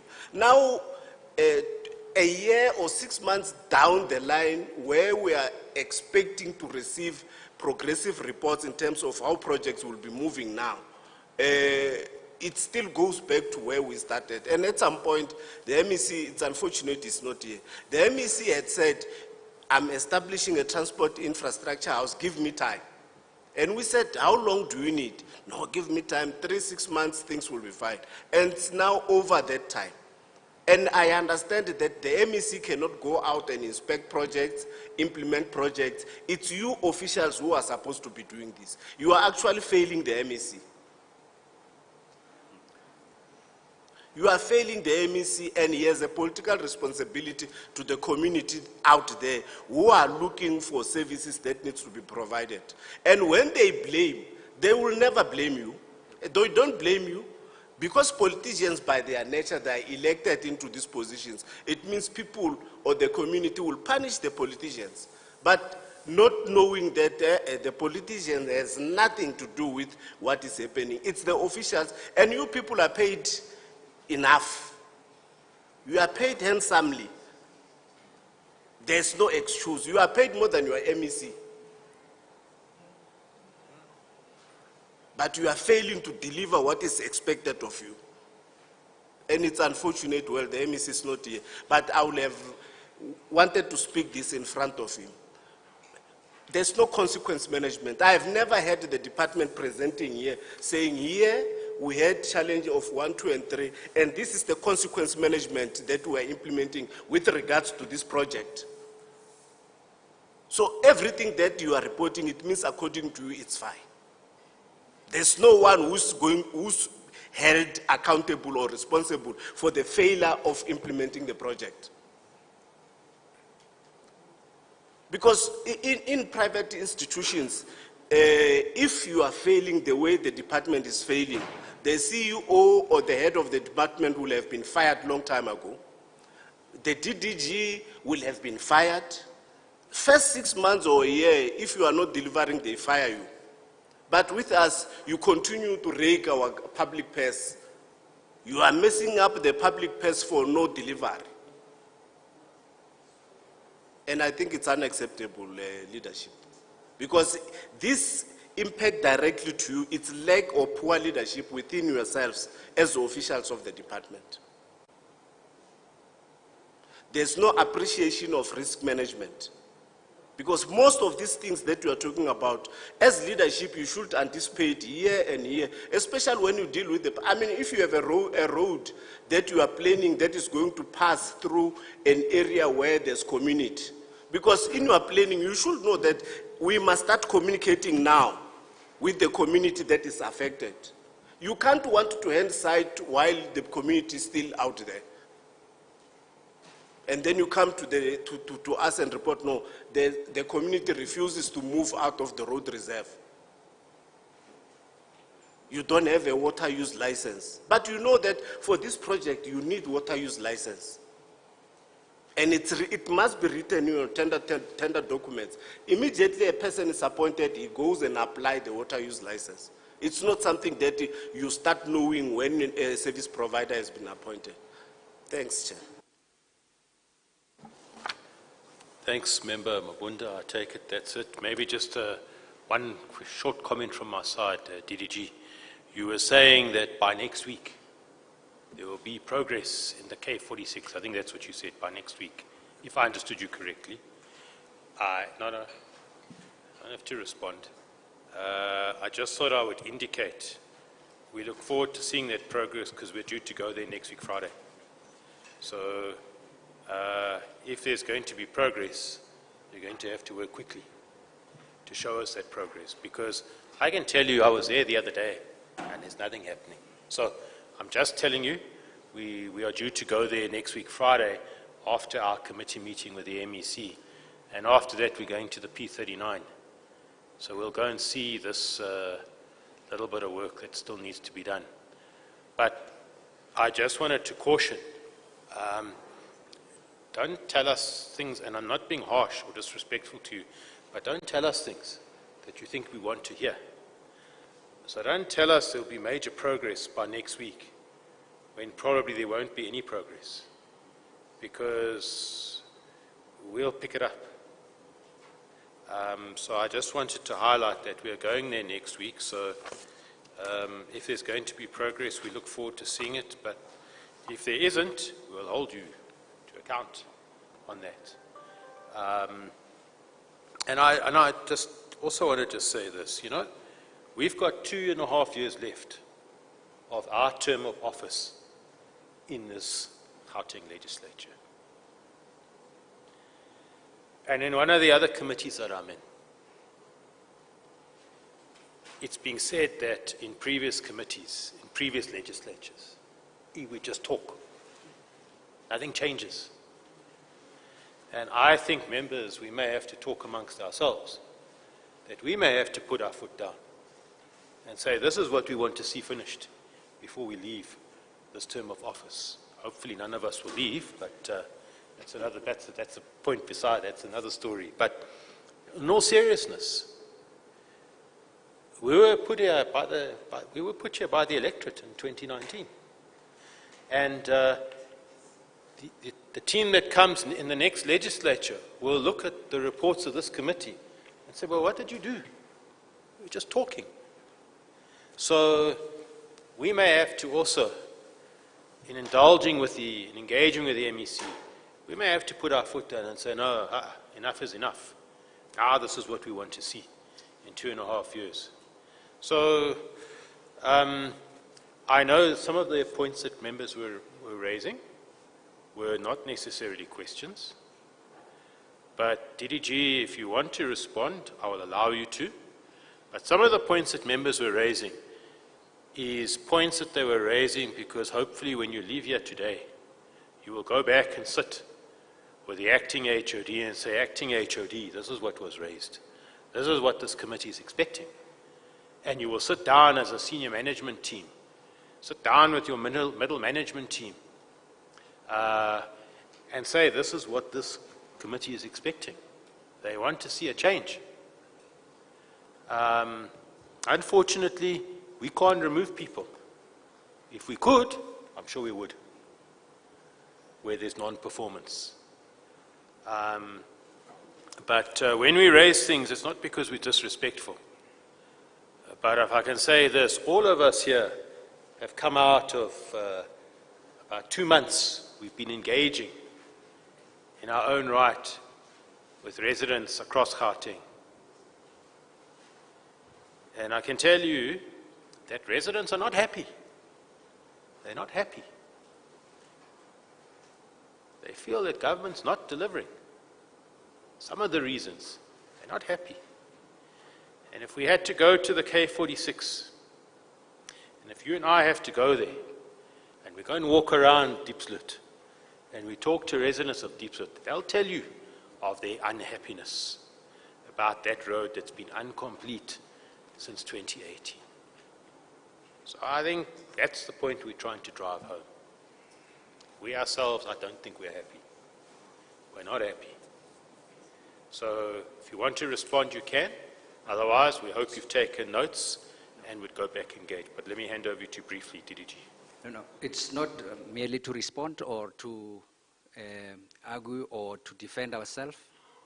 We will go back. We took note of what has been said, and we are aware that this is the seriousness of the matters on the table, the questions, and as you said, the community is not happy, and we are aware as well. We are also not happy, and all what I can say is that we will go back based on what has been said now here to improve and to ensure that there is service delivery for our people and even for ourselves, because we are also the community members. So Honorable Chair and members, we appreciate the comments or the queries, and we don't take it lightly, the questions or the unhappiness that you are mentioning here. We are also not happy, but we will work to improve, to ensure that at the end of the day, service delivery happens. Thank you. I don't know if there's any comment from colleagues, but thanks a lot. Yeah. No, thanks, DDG. I just want to say this, that, you know, just for historical, do you want to say something? Thanks, Chair. I think I just want to make a comment also, particularly to the committee, to say, I think there was a question around the plans, probably, and measures in terms of this underspending. But I thought maybe, and let me put a context to say, you see, much as we are experiencing challenges around underspending, and in the main, as we have indicated, is within these public transport operations. And committee, if you remember, this tender has been actually the last time when it was advertised was 1998. And if you look at it, the service providers, the rates that they're getting is not lucrative for them to carry on with the work. So I'm just trying to also to respond to members' question in relation to, say, the plan, even if it was not COVID. Yes, it's right. Even if it was not COVID, we're still going to underspend mainly because of the issue that these routes, they are no longer profitable for these service providers. And I think what the committee should also appreciate is that much as the tender was last advertised in 1998, the department this year has managed to actually go out and advertise this particular tender, which for me is kind of a game changer in a sense that should this obviously go ahead, it will obviously change people's lives, it will obviously deal with the issues that we are currently experiencing. Because when you look at it, the other question that members have asked was that are we ready to get a clean audit? But the question is that as long as we don't deal with this particular project or tender, we're not going to get there because, we are reporting a massive irregular. And this massive irregular is purely because of the budget for this particular project is sitting at almost a 2 billion every year. So if you look at it, if you don't deal with it, every year, year in, year out, you'll report irregular because of this continuous extension of this particular project. But now, since it's advertised, so the view is that should we obviously finalize this, we'll have dealt with almost 90% of our issues in terms of the spending. Thanks, Chair. No, thanks very much, and thanks to the department. Maybe just to indicate something. In 2004, a request was made to the then MEC, the late Ignatius Jacobs, for 3 roads to be upgraded in the north of Joburg. The one was the extension of Malibongwe Drive through to Lanseria Airport.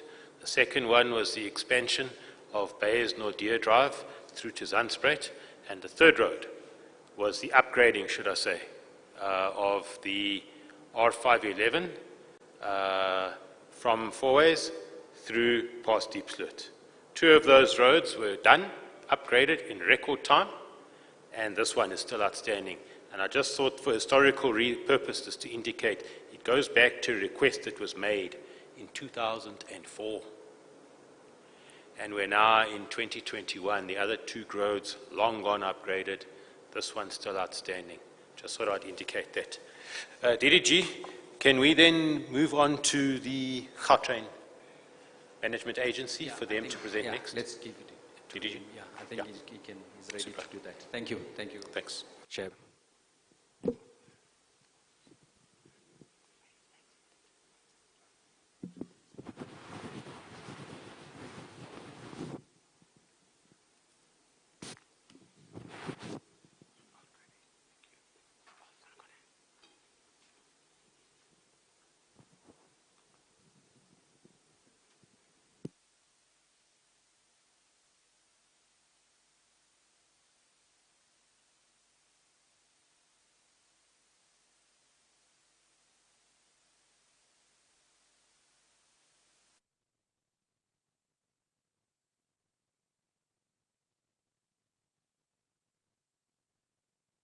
Chair, we had one set of technical or financial questions which was posed, and the other related to the Vereniging taxi rank, which the acting CFO did report on.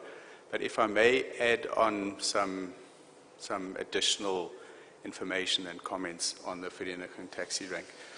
So,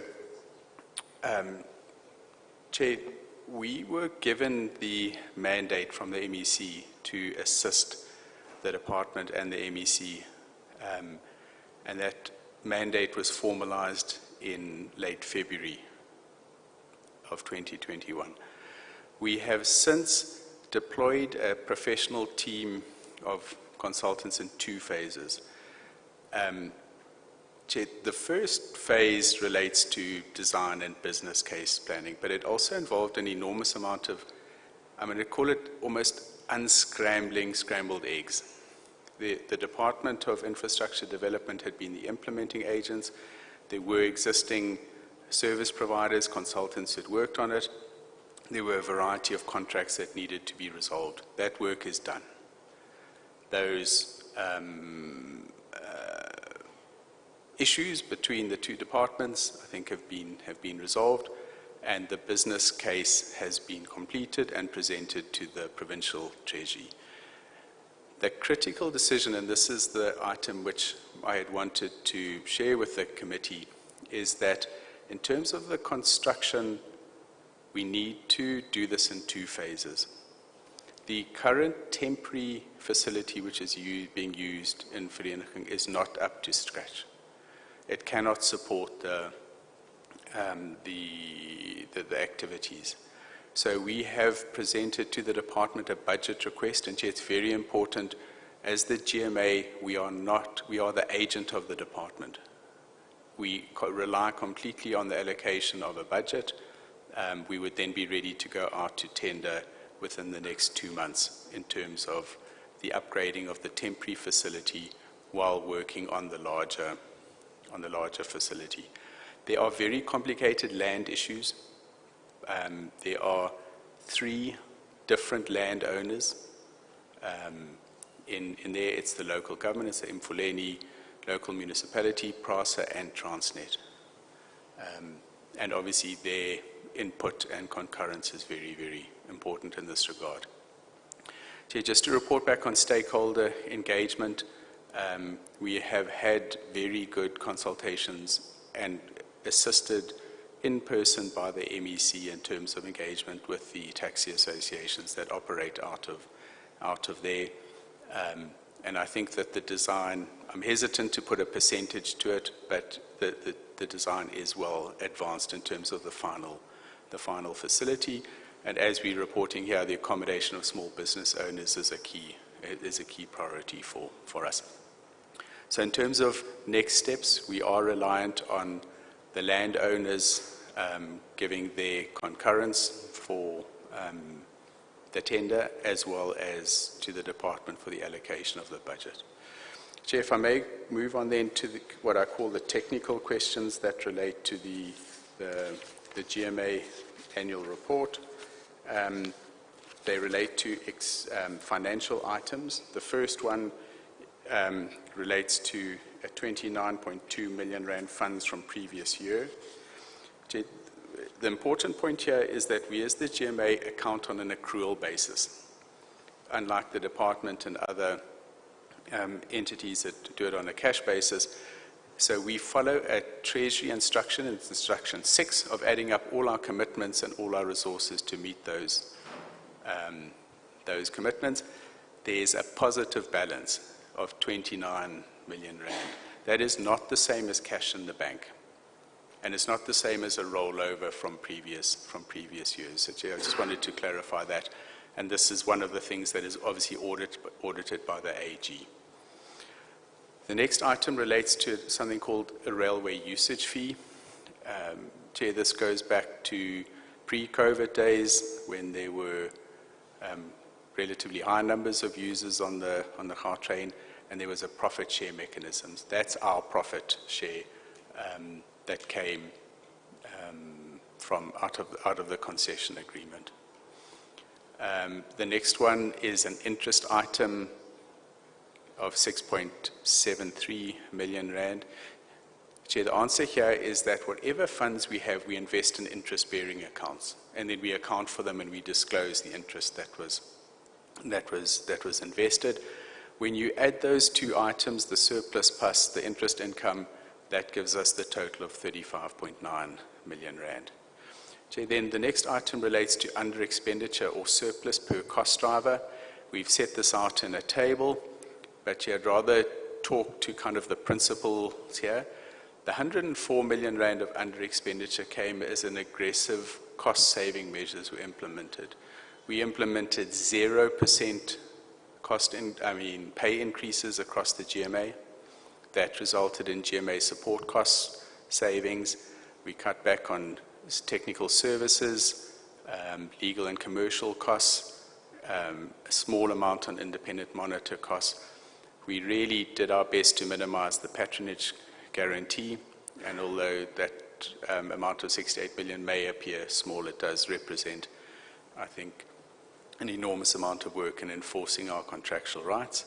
We cut back on some operating period variations and system improvements, and that totaled up to just under 105 million rand.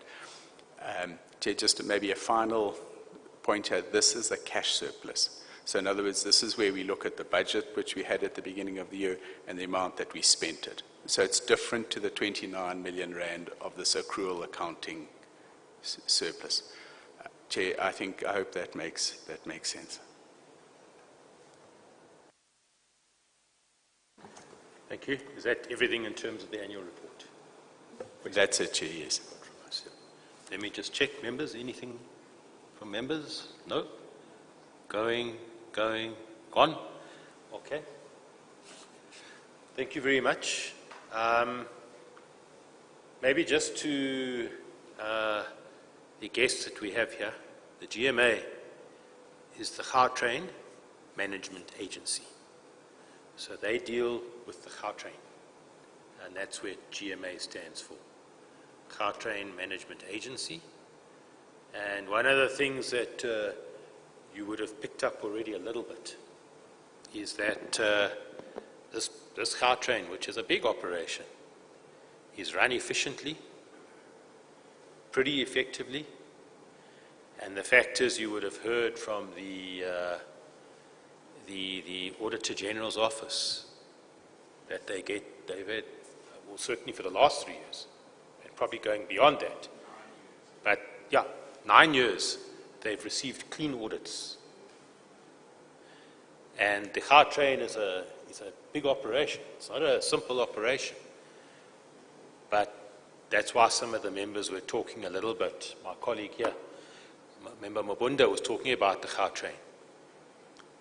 Complex operation, massive expenditure to put this Gautrain together. And for 9 years in a row, they've received a clean audit. That means well run, well managed, and the Auditor-General couldn't really find anything in which to find fault with the Gautrain Management Agency. So I thought I should just explain a little bit. Yeah, let me stop there. So I think then, DDG, can we then move over to the G Fleet and the CEO of G Fleet, Ms. Mananjwa. Good to have you here, and we await your feedback on the questions that we've raised in terms of the G Fleet. And maybe, can I ask, in maybe 2 or 3 sentences, or a little bit more, we've got guests here who might not fully understand what the G Fleet is. Would you mind just very briefly explain to them who the G Fleet is? And don't go into massive detail, just give them a sense so that there's an understanding of what the G Fleet is. Thank you, CEO. Good afternoon, Chairperson again, and honorable members and the members of the public. G Fleet, just briefly introducing it, is a trading entity of the Department of Roads and Transport. It's an entity that was established a while back. I think maybe some of us were not born when it was established. But what we do is, as a trading entity, we buy vehicles on behalf of the various government departments, and then we list the vehicles back to the government departments. And then they pay us what we would call monthly tariffs. And those monthly tariffs, then we use them to either reinvest and purchase again new vehicles to replace those vehicles that are broken and those that are old, so that there's no disruption in the service delivery for other departments. Case in point, for instance, if you go to Department of Health, which is one of my biggest clients, they would list the vehicles from my office, and they will agree to pay whatever amount that we would have quoted them over a period of 3 or 4 years. And every 4 years, then I buy a new car again so that there's no disruption in service delivery. And we do not get money from Treasury. That is how we survive as an entity. So from the money we get from the clients, we make sure that we cover our operational costs and we do not make profit because we're still government owned. Thank you. That's the brief introduction. I am not sure whether the Secretariat is going to flight our responses. Okay, thank you so much.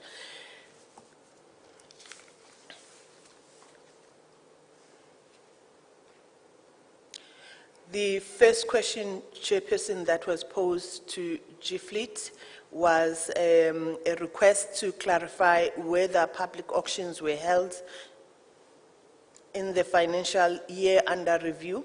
If so, the entity should also provide the revenue that was generated from public auctions.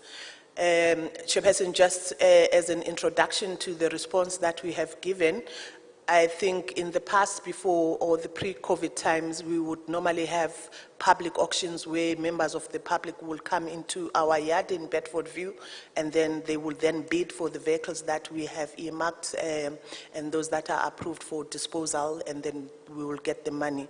But because of COVID and the protocols that had to be introduced to ensure that everyone who's involved in the whole value chain of the disposal process is safe, including the members of public, we had to then move away from the normal public auctions, and then we started using what we would call online public auctions.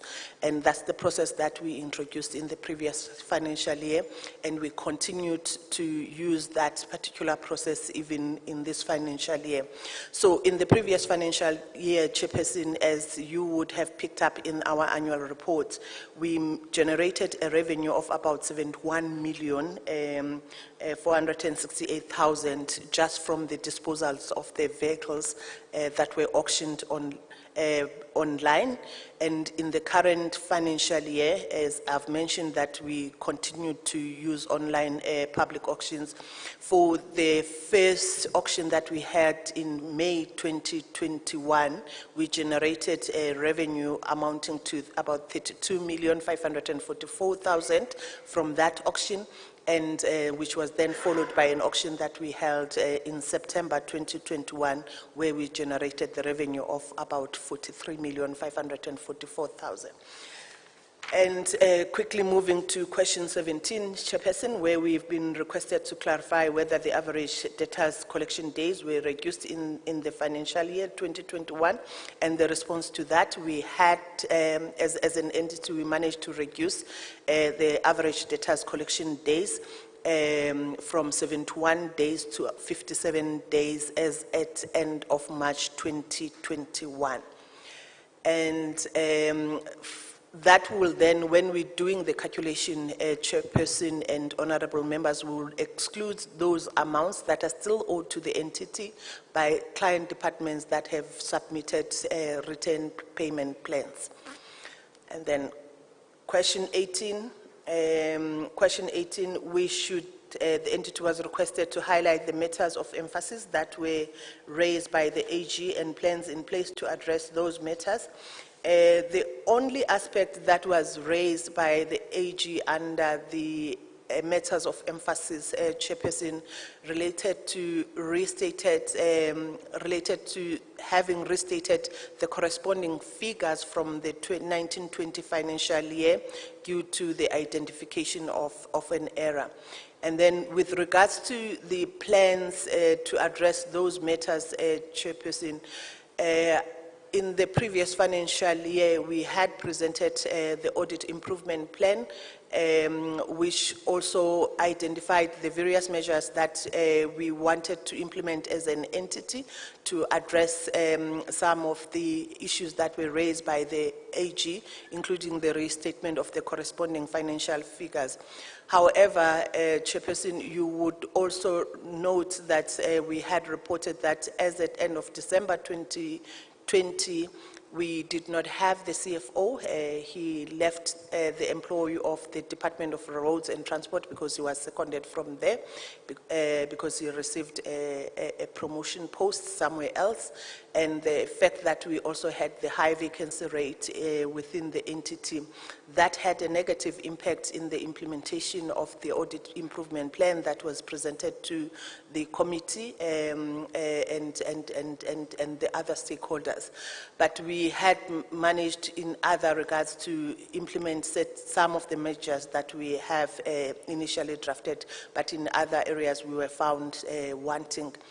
And to compound this particular problem, Chairperson, during the audit process, at the peak of the audit, we had the critical officials that were responsible, I think especially from finance unit for the audit, and asset management that were not available due to them having contracted COVID, and some of them were hospitalized, and others lost some members of the family. So that was one of the issues that then compounded the problem within GFleet in terms of ensuring that we implemented the plans.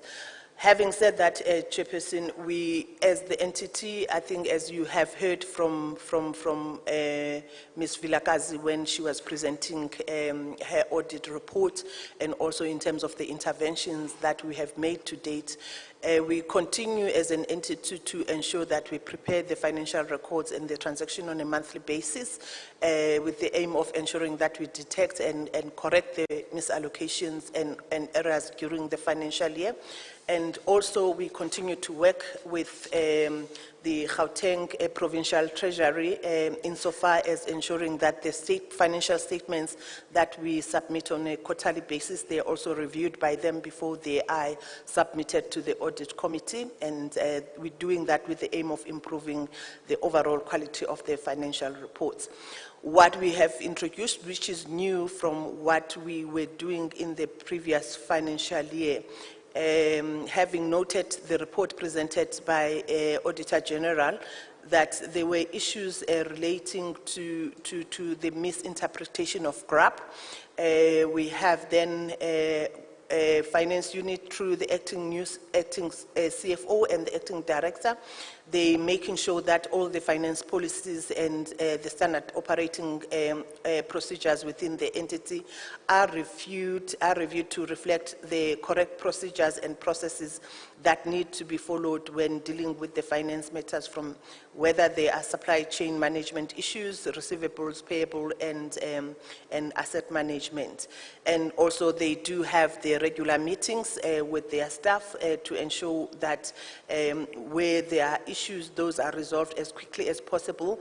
And also we're looking at training and the staff so that when it comes to the interpretation of the various directives and policies governing finance, SCM, and asset management, the officials within the entity, they are then able to implement the GRAP expectations and the other relevant policies or regulation governing them without fail. And also we working with Gauteng Treasury in ensuring that we finalize the automation of the asset management module and the asset management register, which is sitting on the SAP. SAP is the system that is owned by our Treasury, and whilst we strengthening the overall internal controls within the entity surrounding asset management. And largely, Chairperson, in terms of the high vacancy rate, we're also looking at re-advertising and filling the key vacant posts that we have, not just for finance, for all the other areas within the entity that that needs to be filled, and so that we can also have the experienced staff within the finance unit and also within the operations branches, so that we minimize some of the issues that will be then raised by the Auditor-General in future. And Chairperson, we have attached what we call the new audit improvement plan for the 2020 2021 financial year. It's a document that we've also submitted to the Audit Committee, and we have there about 22 action plans that we have identified, and out of the 22 action plans to address the key findings from the Auditor-General, we've already implemented about 10, and the 12 items that are also included in our audit plan, we've started to action those action plans, and those are in progress. And we have, as also mentioned by the AGSA, we've requested them to do an early audit with the objective of ensuring that the key issues that have been raised during the 2021 financial year audit process, we address them and close those audit findings, and they should not necessarily find their way into the audit for the current financial year. Quickly moving to question 19. Regarding the over expenditure recorded in fleet maintenance services and permanent fleet program, and also the under expenditure in transport support services and as well as support service program. With regard to the overspending on fleet maintenance, Chairperson, the committee would recall that in May 2020 we had to adjust our budget to ensure that that the operations of the entity are not negatively, and the budget is not negatively affected by the COVID.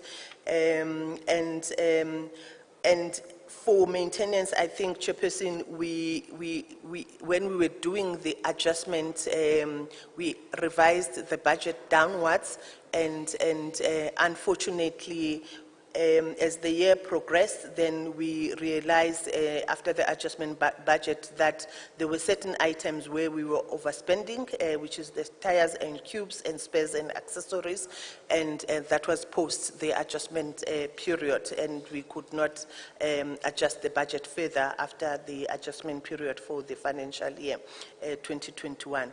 The same situation happened within the permanent fleet, which is the unit that procures the vehicles for the various departments. When we're doing the adjustment budget, we adjusted their budget downwards to 200 million, and unfortunately, we then overspent at the end of March 2021 by 18 million on the acquisition of vehicles budget, Chairperson, and that was based on the demand for new vehicles from the various client departments. And when it comes to underspending on transport support services, which is the unit that basically deals with the toll fees, fuel, provision of fuel cards to the various client departments, and also the payment of the fines and the penalties and the claims of, against the state. I think the COVID has had a negative impact on the level of expenditure on the 4 line items there that I have listed, Chairperson, and that led to underspending within that particular section. Thank you very much, Chairperson.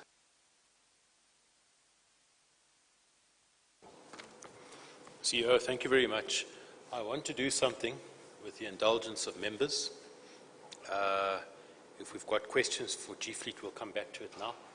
But I want to allow the CEO of GMA to just take us through the second quarter report, because it will enable us to then be able to complete the reports that we need to complete and approve next week. So, CEO, we'll come back to you now. I just want to allow the CEO, Mr. William Dachs, to take us through the questions we asked on the second quarter report. And then straight away, if there's any questions, we'll ask questions. Otherwise, we will release them to go to attend to that board meeting. Thanks very much.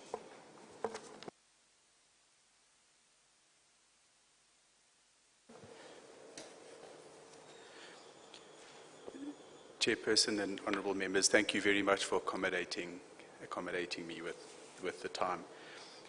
Chair, just in terms of the second quarter questions raised for the GMA. I'm not sure if it's being flighted yet, but I will leap straight into it. So the first question related to why the numbers for the rail and bus passengers is lower than our target, given that we were in lockdown level 2. I don't think that's the right.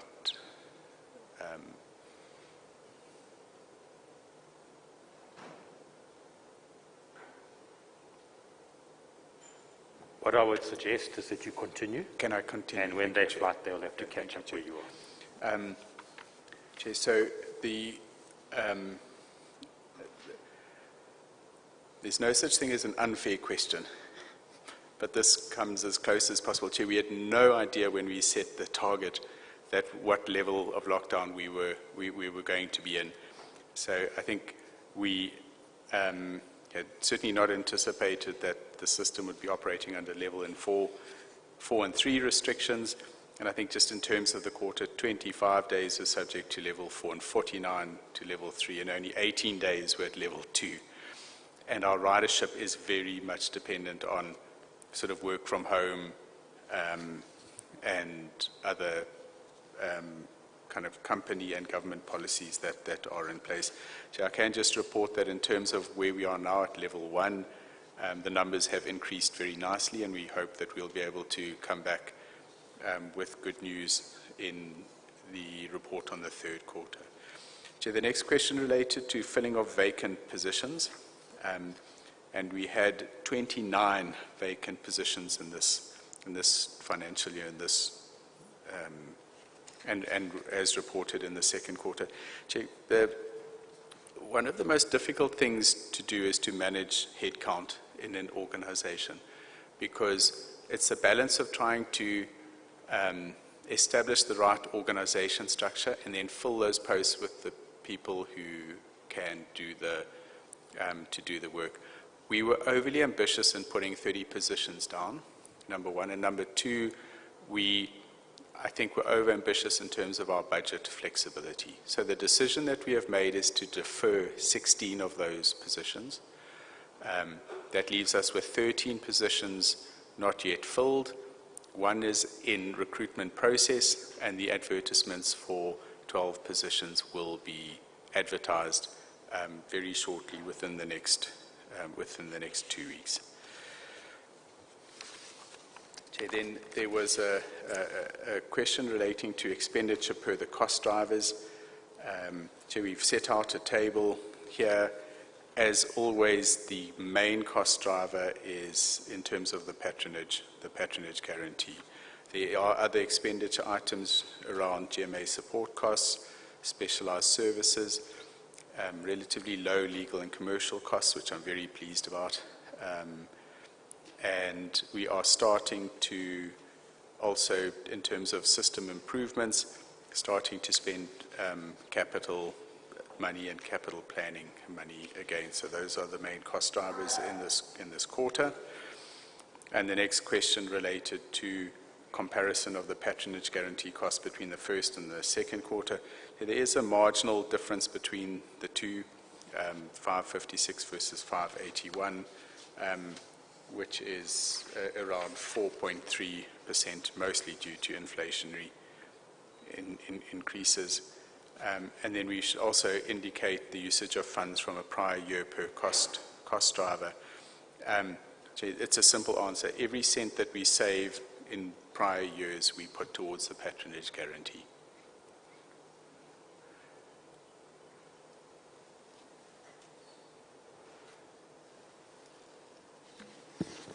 Thank you very much, Mr. Dachs. I must say that with the GMA, sometimes it becomes very easy for you to present because of the efficient and effective manner in which the Gautrain is run and managed. So maybe just very quickly, may I check with members if there's any questions you have for the GMA? I don't see any takers. So, Mr. Dachs, on that note, we will let you go. and I hope you can get there on time and that your board meeting is productive and fruitful. We will see you again next week, Friday. We did indicate earlier, and we will defer the update on the Gautrain expansion plans to next week, Friday. So we look forward to seeing you next week. Yeah, enjoy your meeting, and thank you very much for being here with us. Thank you, Chair.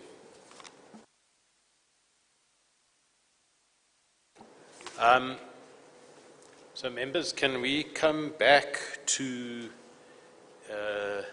the presentation of G-Fleet in answering questions that we had posed? Sorry. Okay, let me just finish this quickly. I just want to check with members in terms of the response by the CEO of G-Fleet to questions we had posed that emanated out of the annual report, whether any members would wish to raise any questions to G-Fleet. I don't see any hands, but I think I can probably safely say that we do have questions, but there are questions we want to raise to the MEC. I think I've probably read everybody's thought patterns correctly. CEO, that doesn't mean in any way we don't appreciate and value the responses you've given to us. It just means that we would want to raise a number of issues directly with the MEC. So in this particular session, I think we are clear on what you've raised with us and the response, and we appreciate that.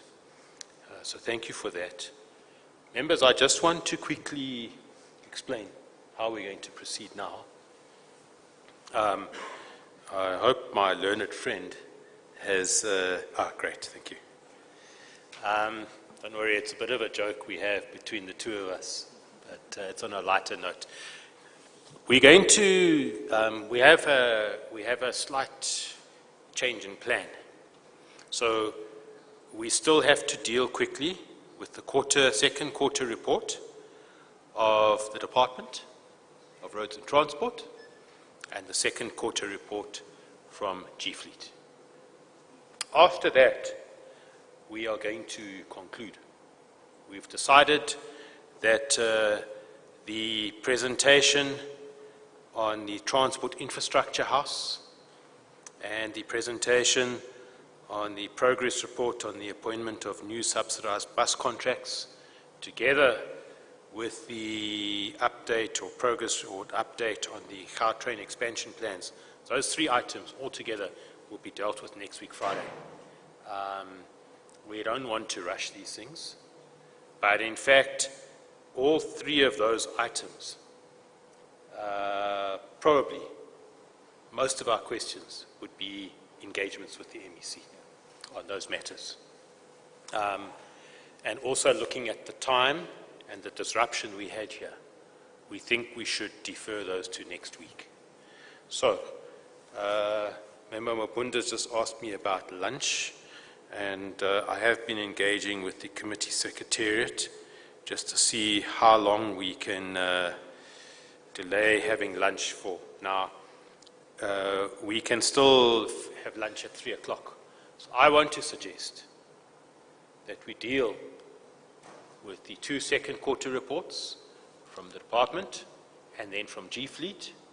We will ask our questions, whatever questions we have, and then we want to give an opportunity to our guests. You may have some questions you want to raise based on what you've heard. We'll give you that opportunity. And at 3 o'clock, we will conclude, have lunch, and that's the end of this session. The rest of these agenda items we will deal with next week, including resolutions tracking. We'll deal with that next week. And we'll just, as far as members, we know where our meeting was going to be going next week. So all of that will be communicated. So to save time, DDG, may we ask that the department, whoever's going to present the second quarter, that you please proceed with that, and thereafter we will check if members have got questions, go straight to G-Fleet, questions, and then we're going to open up for members of the public, our guests who are here with us today, to ask any questions in relation to what you've heard here. So, DDG, over to you and your team, please.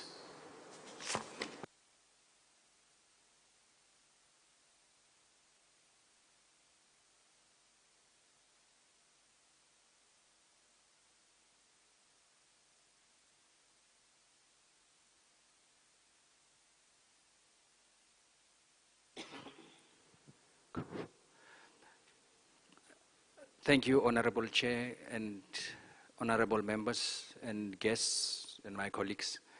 Mr. Mukiti will still proceed with the presentation. Over to you, Mr. Mukiti.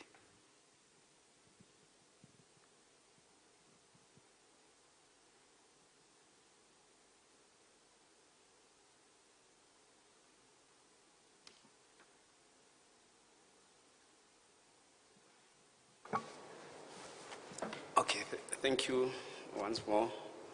Afternoon, Chair. Can I just ask Secretariat maybe to assist with the flight in the presentation?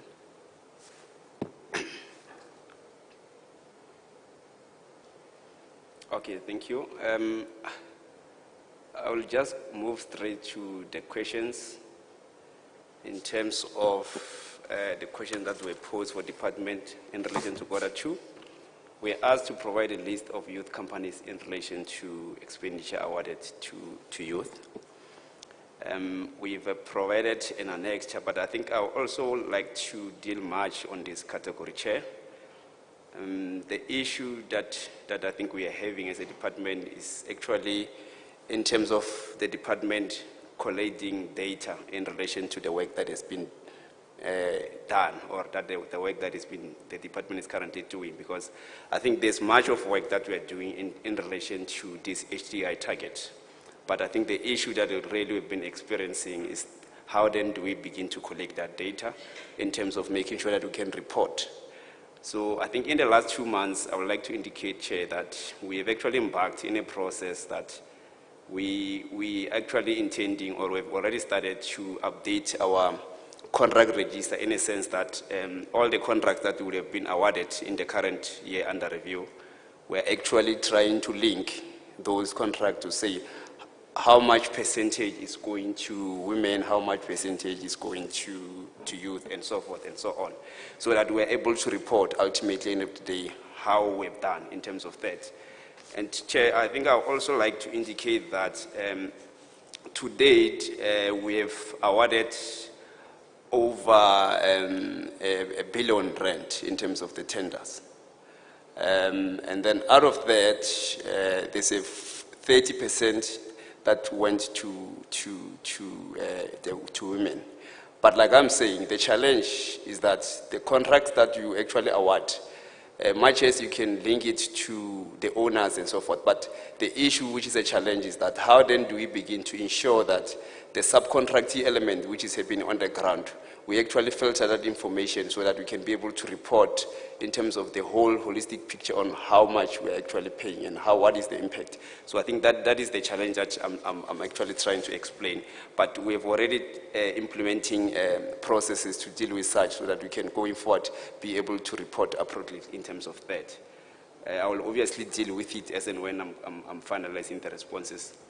In relation to question 2, I think we've asked to provide the list of previously disadvantaged public transport operators that were allocated 1% of subsidized bus contracts.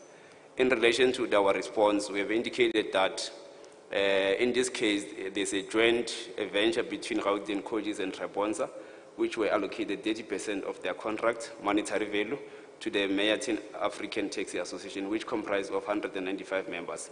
This first regularized contract in this case concluded operationalized from May 2021. And in relation to the third question being The challenges that we experienced, I think I've touched base on those challenges. It's just in the main is the issue of we're doing a lot of work in terms of achieving that, but in terms of the reporting, there's a lack of how then do we begin to collect that data. And we've already also engaged, we've already started to engage with other departments just to try and check how they aligned their projects or tenders in terms of obviously in efforts to improve how we do package in terms of that.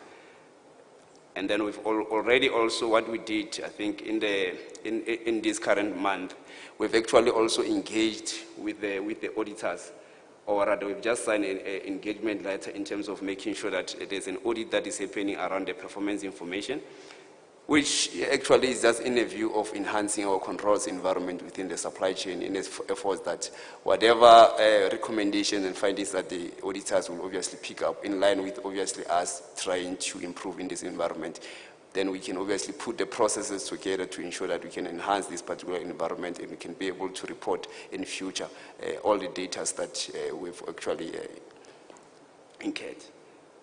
In terms of question 4, we were asked to provide the progress report on awarding of a tender and obtaining work permit. I think this was in relation to D483.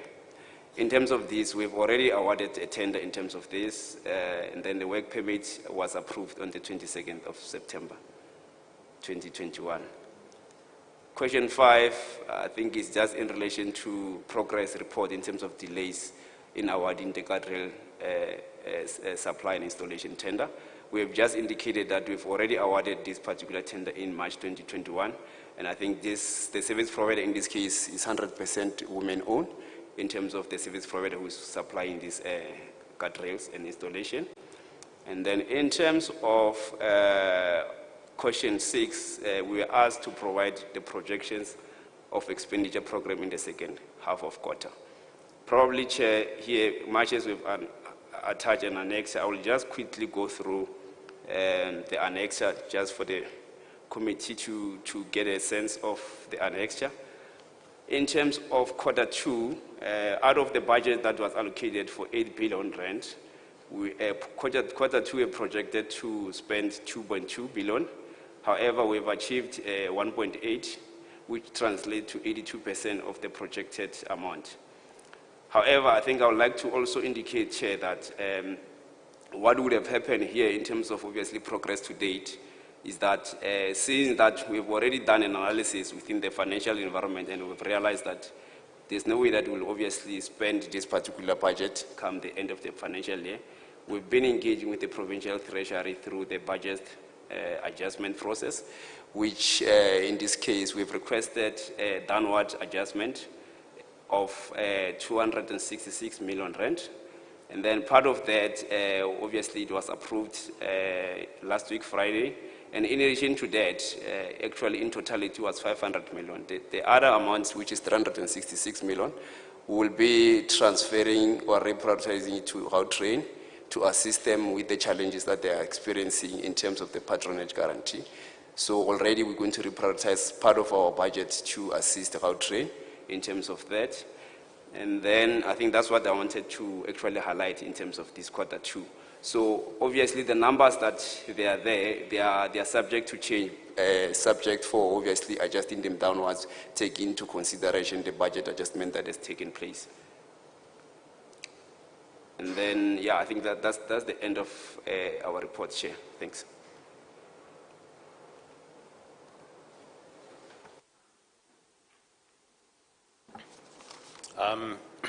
Can I check? Is that it, DDG? That's the report, quarter 2. Okay. Very short.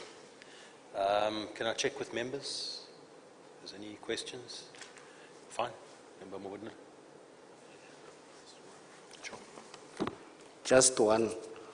With regards to the supply chain and the 30% that should be going to women and young people, that can we, because if I understood him well, he said for now they could not extrapolate the exact numbers, but there is 30% set aside for the 1 billion budget that we need to spend. So I will request that can we in future get a further breakdown in terms of a progress report on this 30% set aside for women and young people, if indeed it's happening, or if we are further experiencing further challenges into making sure that women, business and young people benefit out of the 30%. Thanks. Thanks, Member Mabunda. Just a bit of a slight follow on that. I just wanted to indicate, DDG, that we have community members here from Mamelodi, Soshanguve, Hammanskraal, and Zandspruit. Now, those are 4 different areas. Earlier this morning, I was talking to the first group that arrived from Zandspruit, and they were asking me about young people. How do young people in Zandspruit benefit from programs of government? And I'm sure others from the other areas are probably asking the same questions. You're talking about spending directed to women-owned companies, youth-owned companies, persons with disabilities. Are you able to just briefly explain how do people from these areas and others who might be on social media, how do they find out what is it that you're looking for? So let's take an area like Zandspruit. There may well be a small company owned by young people that has experience in road maintenance, for example. But they wouldn't know where to go. They wouldn't know how to find out what the department is looking for, how do they get registered, etc. Is it possible just to very briefly explain who can they contact, or an email address or something? Because I'm sure sitting here, a number of people are probably asking themselves, hey, it's interesting. How do we find out? Because some of us may be able to become beneficiaries of that spending, and we may be able to participate in an area of the economy that we were not aware of. So I wonder if there's a way of just being able to explain, or how do we direct people so that they can get the correct information and find out exactly how do they apply. Sorry, there's a noise going on at the back here. Could we just, somebody can just ask if we can just, sorry? Oh, is it water? Okay. Can I hand back to you, DDG, and your team, just to very briefly explain how do members of the public, particularly young people, women, persons with disabilities, how do they find out what the department is looking for? How do they get registered on that database if they've got companies? And what is the process? Thanks. You want to check the registration of the database system, that how it works?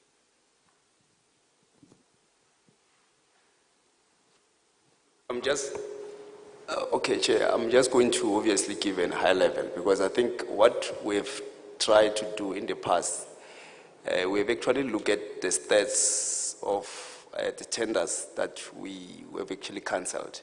And most of the time, we've then realized that at times, the contractors, they might not necessarily have probably skills on how they need to obviously respond. And I think one of the things that we've done is that we ensure that at least there's a senior person during the sub-briefing, one, just to try and explain exactly what is it that is required. And I think that it has actually assisted in terms of obviously reduce the number of cancellation. And that's why now, if you look at now the stats that we are reporting, there's a slight improvement in terms of that category. And I think the bids that we are not receiving, they are becoming responsive. And I think in terms of obviously registering and making sure that people, they actually get attracted in terms of obviously the bid. I think that's the area that the DG has indicated that there's a slight improvement that we require to do in terms of obviously ensuring that we we kind of obviously become visible and making sure that where the project is going to take place, there's a serious kind of stakeholder engagement in a sense that we actually educate, or we kind of make sure that the communities around, they are aware up front. They don't become surprised when there's a project. They are aware up front and they know the project is coming and what is it that is actually required.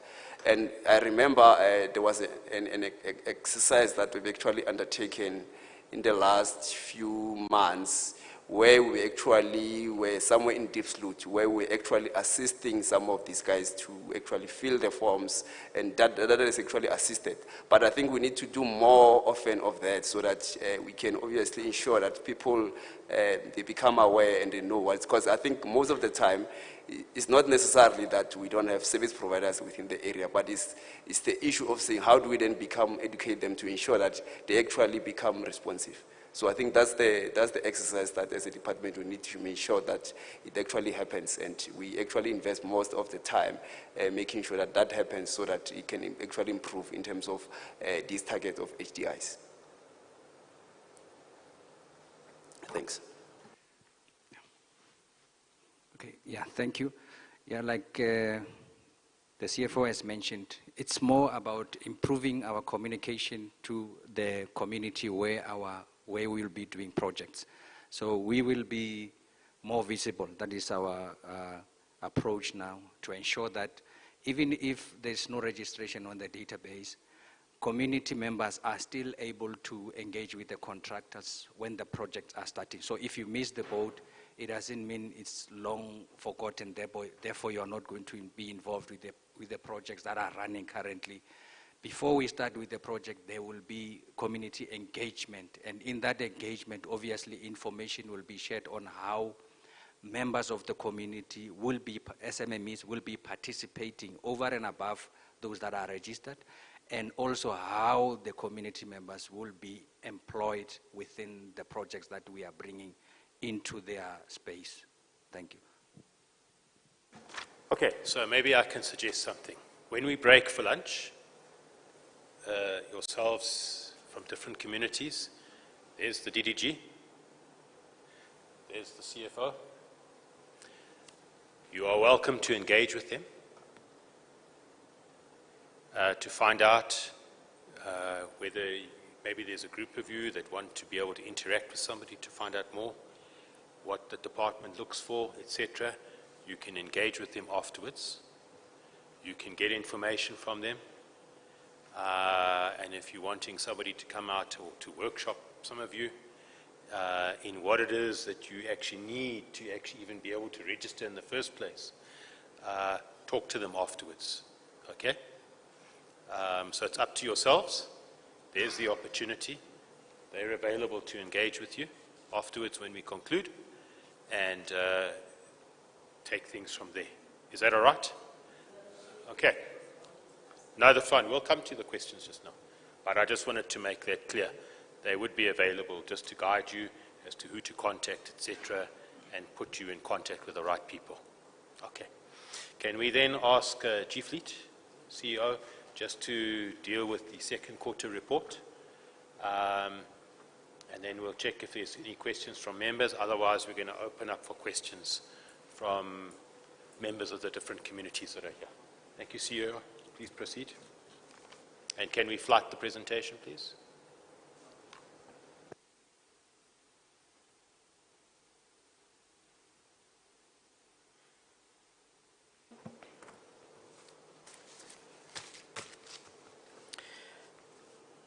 The first,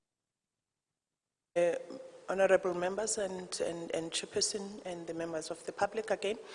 The first question regarding the second quarter report for the 2021-22 financial year was a request to the entity to provide a report on why the RT46 service provider is still unable to provide fleet maintenance report. Chairperson, the first paragraph of our report, of our response, I think just highlights what the RT46 contract is all about, which is a national it's a contract that is awarded by National Treasury, and wherein the service provider awarded to run the 3 categories that we're participating in as GFleet is First Rand Bank or West Bank. It's one of the biggest entities that do offer the kind of services that are contracted by National Treasury. It provides for the provision of fuel cards to the various client departments and also assists the department with the accident repairs and the maintenance repairs for all our vehicles, irrespective of the location. And also what it helps us with is the assessment of the reasonableness of the repairs and maintenance prices offered by various merchants, because they do what we call benchmarking, and as they receive the quotations from the various merchants, then they will ensure that the prices that are quoted by the various merchants are within the benchmark price.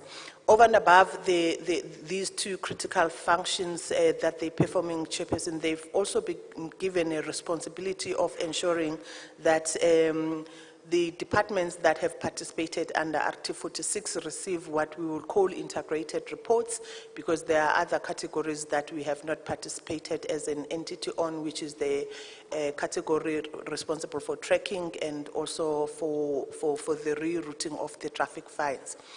Chairperson, regards their inability, we have been engaging First Rand or West Bank, and the initial response from them was that we were expecting them to submit the 3 reports that we have not been able to submit by 31st of July 2021. As we were making follow-ups with them, the bank indicated, I think, that there was unrest at that particular time, that there was a system freeze that was imposed by the bank, and as such, they could not produce the reports, and then they promised to submit the reports on the 30th of August 2021. To our disappointment, Chairperson, that did not materialize, and they further wrote back to the entity again and promised that the reports will be available by the 31st of October 2021. We have received the reports on the 21st of October. We are going through the process of interrogating the reports to check the credibility of the information and the quality of the reports from First Rand, and we will then further discuss our findings in the meeting that is now scheduled later on in December, with all other sister departments responsible for providing the fleet management solution to government departments, which is the structure called CCGMT. So that is what is happening, Chairperson, with regard to First Rand. In our reports, we have reported that we have raised many formal complaints to National Treasury as well as National Department of Transport. What is important to note, Chairperson, which is still a disappointing issue, is that the SLA between National Treasury and First Rand is yet to be concluded, and that also impacts on the manner and also in terms of the turnaround times for ensuring that our vehicles are repaired on time, so that we do not disrupt service delivery. And we've been raising our disappointments and dissatisfaction of the performance of First Rand to National Treasury and the National Department of Transport. But to date, there has not been a positive resolution on the issues that we have raised as an entity to the contracting departments. And in the meeting, which was the last meeting that was held by the Council of CCGMT, where all the heads of the fleet management solutions to the various client departments meet, we had a session where a recommendation was made that we should, at the expense of the first rent, get an external party to review the services offered by them and then submit the report to the committee for consideration. And also we then have to have a special meeting. We're going to have a special meeting on the 9th of December 2021, where we will be looking at the progress made to date on all the issues that have been raised this far with first rent, whether it's performance and otherwise. And we do continue to engage the bank on a weekly basis with the objective of ensuring that we do not have a backlog, especially around the vehicles that needs to be repaired, Chairperson. And question 13, the question was that the entity should provide a report on the internal interventions made by the G-Fleet management in addition to escalating this matter.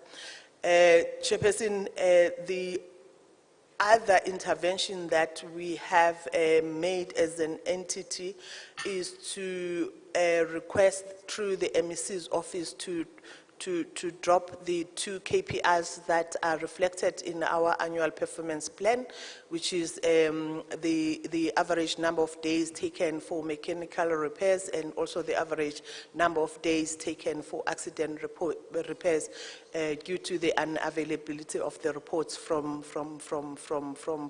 the service provider.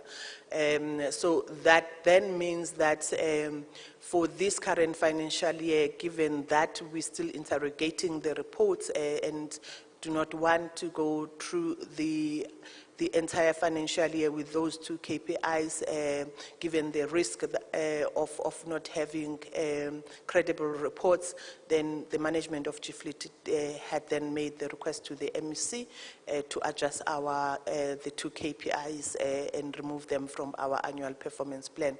But we're still going to continue to engage first rent with the view that we include these 2 KPIs in the APP of the next financial year, because those 2 KPIs are critical for us to ensure that we measure the efficiency and the effectiveness of the services that they're rendering, and also to ensure that the services that the various departments perform are not disrupted by the inability of this service provider to deliver on their contract. And question 14, Chairperson, the entity was requested to provide progress report on suspending petrol cards to all defaulting departments. Just to respond, Chairperson, on that one, we have as an entity what we call debtors management policy, which we implement when various clients are defaulting, and one of the measures is the suspension of the petrol cards. So what we have picked up, Chairperson, when we send what we will call the notice of intention to suspend the use of the petrol cards to those client departments that are defaulting, that then prompts the departments to pay us immediately. And we do not necessarily get to the level, I think, in this current financial year and the previous financial year, where we had to really suspend the petrol cards. In addition to that, Chairperson, at the beginning of the financial year under review, there were quite a number of departments that were defaulting, and it was time for us to renew the expired petrol cards. There were 5 client departments that were defaulting, which was namely Department of Energy, the Higher Education and Training Department, National Treasury, and the Department of Sports and Recreation, as well as the Department of International Relations and Cooperation. For those 5 departments, we only delayed the renewal of the petrol cards and we did not suspend them, and that also yielded positive results because all those 5 departments then paid what was due to the entity. The last question, Chairperson, the entity was requested to explain why the final appropriation for the entity was adjusted upwards in the second quarter. Chairperson, there it was an oversight from the entity. We only picked up when we were submitting the second quarter report that the budget that was captured in the first quarter report was the budget for the first quarter of the 2021 financial year. And, but we have then corrected the error, and we are profusely apologizing for the oversight from the management side. And as a last point, Chairperson, we just wish to bring to the attention of the committee that we will then, as an entity, be revising or adjusting our budget during the third quarter of the financial year, in line with the revision of the 2021-22 annual performance plan. And the submission has already been made by Chief Fleet Management. It's now being considered by the MEC and the HOD before it gets submitted to Treasury. Thank you so much. Thank you. Thank you very much, CEO. May I check with members of the committee if there's anything they would want to ask in terms of G-Fleet? Member Du Plessis. Okay, Member Du Plessis first, and then I'll take you, Member Nel. Thank you very much, Chair. Just one question. Why do we want to make use of a third party when it comes to First Rand? We are talking again about bringing in the third party to overlook at the events, why First Rand is not coming to the party, and I think that should not be the case. There's a number of banks that can handle exactly the same kind of business. Then a recommendation, I think what was done with departments that were not paying their petrol cards, that's the way to do it, is make them aware of the problem and tell them that there's got to be consequences. And then the third one would also just be a comment or a warning that please never again make such mistakes when it comes to a budget. I think it can lead to a lot of negativity and problems going forward. Thank you. Thanks, Member Du Plessis. Member Nel. Yeah, Chair, Member Du Plessis kind of covered me because I was wondering, are they internally working on the last year's budget as well if they report last year's budget to us? I mean, it speaks to the quality of management and attention to detail. And attention to detail is very important when you work with these kind of budgets that this department has. And it seems to me that is the problem, that doesn't seem to be pride in their work. I mean, if they can make a mistake like that just on a report like this, what other mistakes are they making in their business? Thanks, Member Nel. Just a comment from my side is that the issue of these mistakes or errors, etc., is this not a bit of a reflection on why we've seen a regression in the last financial year?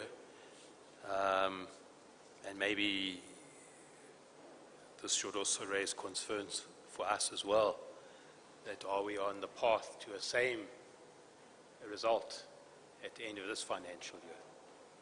That's just a comment, but I would want to echo what Member Du Plessis is asking, because I also found it strange. Because I imagine you're going to pay somebody to come in and review or look at the services of another company, which really doesn't make sense to me. So maybe we could ask you to, maybe the committee as a committee, we should ask, give us something in writing that tells us, if you appoint another provider, are they going to pay for this? Because if we're going to pay, I don't understand. But also, it seems like there's been problems with First Rand for some time. And one would want to understand, why are we not looking for another service provider then? If the service provider can't provide the service, why keep them? And that also highlights this thing of you wanting to have targets removed because of the service provider. That then means that the service provider can't provide the service, in my opinion. but maybe we must also allow this meeting of the 9th of December to take place. You saying there's going to be a meeting on the 9th of December, and maybe we must await some sort of feedback as to what's going to come out of there. But I would also have a problem if we're going to pay a service provider to review the service of another company. Doesn't make sense to me, unless there's something we don't understand. But maybe, CEO, you can just reply to a few questions. Thank you. Thank you, Chairperson. Just trying to quickly respond to the first comment and the question around the appointment of the third party. It is a recommendation that has been made by the CCGMT. It's a recommendation that will then be discussed by Treasury and also presented to First Rand as an entity. I think the frustration from the CCGMT members is that there's quite a number of reports that we are expecting that First Rand would have developed, and some of the issues that they keep on putting on the table as reasons for not being able to deliver. As us as end users, and we find some of those reasons unacceptable. And at national transport level, there's no competency for them to sit and go line by line in terms of what exactly what they're claiming to have done to date and what they have not necessarily done, hence that particular recommendation. Whether the recommendation will be accepted or not, Chairperson, I think that will be something that we can always come back to the House and report after the meeting of the 9th of December. But I think the real reason for the recommendation is that National Department of Transport does not necessarily have that capability, and also they do not have the budget to audit the performance of the service provider. And the second issue, Chairperson, which has been raised by the two members around the quality of management and the attention to detail, and also linking it to the audit report that we have received as an entity.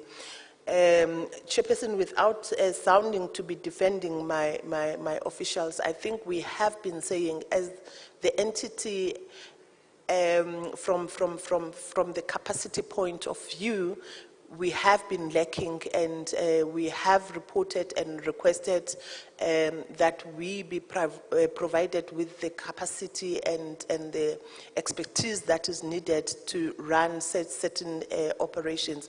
You would note that we do not necessarily report on the cash basis as an entity. We do report on an accrual basis like Gautrain, and however, that kind of expertise, you really need people that are experienced. In the entity, I have mentioned that from December 2020 up until the 5th of October 2021, the entity was operating without a CFO. And in July, when we were submitting the second quarter report, Chairperson, that's the period where I did not have anyone within the control posts within GFleet to really run the finances. That's where I had two of my senior managers, which is the acting finance director and the deputy director asset management, who had contracted COVID, and therefore the people that were preparing the reports were lower level staff. And that's why then we only managed to pick up, those kind of errors in the second quarter when the people came back from the office. It's not something that we're proud of as an entity, because we do try to ensure that the quality of information or reports that get out of the entity, they are of the best quality. But because the officials are overstretched sometimes, then you find these kind of inherent risks that are linked to the lack of capacity and the skills. What we're committing as an entity, now that we have an acting CFO, is to ensure that we expose all the officials within the finance unit, be it the SCM unit and the financial administration and financial management office, to the training so that they all understand the compliance issues affecting their respective areas of reporting, as well as also the issues of the interpretation of GRAP. That will assist in ensuring that we minimize future findings, and also we've talked about the review of the standard operating procedures, because finance is a highly regulated unit, and when you have the policies and SOPs that are aligned to the various regulations and also the disclosure imperatives, then the chances of you making many mistakes are very few. And I've also mentioned to the fact that we also have to re-advertise the two posts that I'm talking about, which is the Director Finance, as well the Deputy Director Asset Management. And once we have those particular posts filled, Chairperson, that will also assist us in improving the review processes within the finance unit. At this point in time, you have the Deputy Director and the Assistant Director Asset Management, which and they're acting in the two positions. So the review process is already compromised just by extension of just having the same people acting in those particular posts. So, but once we fill those particular posts, then you're strengthening the internal controls and the review process. And hopefully in the next financial year, when the Auditor-General comes back to you, we would have progressed and gone back to receiving the unqualified audit opinions, Chairperson, as an entity. Thank you. Thank you, CEO, for those responses. You're saying the next financial year. I take you, do you mean the end of this financial year? Is it the 31st of March? Because that's when we want to see. Yes, Chairperson, they will come and present in, Super. yeah. No, I just wanted to get clarity on that. No, thank you. So, members, we've come to the conclusion of our work here and our engagement with the different entities and the department. So I want to, for the next few minutes, check with members of the various communities that are with us. If you have any questions to ask, specifically to what you've heard being discussed here today. Remember, we can't deal with other departments' work. We're the Portfolio Committee on Roads and Transport. So I just want to check if there's anybody that's got any questions that you would want to ask, and we'll take a few hands. And then, just depending on how many hands there are, and then we'll ask the departmental officials to respond as best as they can to what you're asking, and then we'll bring the meeting to a close. So let me check if there's any hands from any of our guests that are here with us. Okay, hold on. I see one hand, I see two, I see three. So it's 1, 2, 3, the fourth one. Oh, and 4. Okay. That's it, eh? 4 hands. All right. So the first person that was at the back there. Maybe what you can do, just give us your name and surname for purposes of record keeping, so that we're able to make note of who's asked what. Name, surname, tell us where you're from, and then ask your question. Thank you so much. I'm Leah Masango from Pumalanga Communities Organization. The question yam E1. Bengicela ukubuza ku department ukuthi IC 52/97 kuze kanjani ukuthi yona bangayikhiphi uma bakhipha amanye ama contract bawasa ku tender. Kuza njani yona soloku ihleli thina sihamba ngeIC 52 seloko sihlale kulomthlago esihlala kiwo na. Ngicela ukubuza ukuthi yona bazoyi-advertise nini ngoba amanye ama-contract a-advertisiwe. Ngithena ngibheka lapha ku-agenda ngabona ku-6.2 kukhuluma ngama-contract ukuthi a-advertisiwe azovala ngeyi-7 zaka-December. Ngicela ukwazi ukuthi IC 52/97 yona izo-advertisewa nini. Thank you.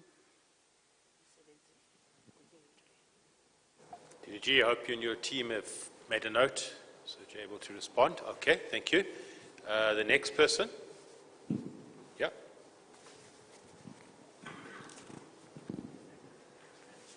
Good afternoon. My name is Nomonde from Zanspruit, Ward 114. It's a pain for me sitting here up until this hour, listening to things which were supposed to be within the community, and then at the end of the day, we are sitting here not knowing anything. I want to talk to transport while we are talking about the projects which are coming, but we cannot see anything within that in 114 Zanspruit.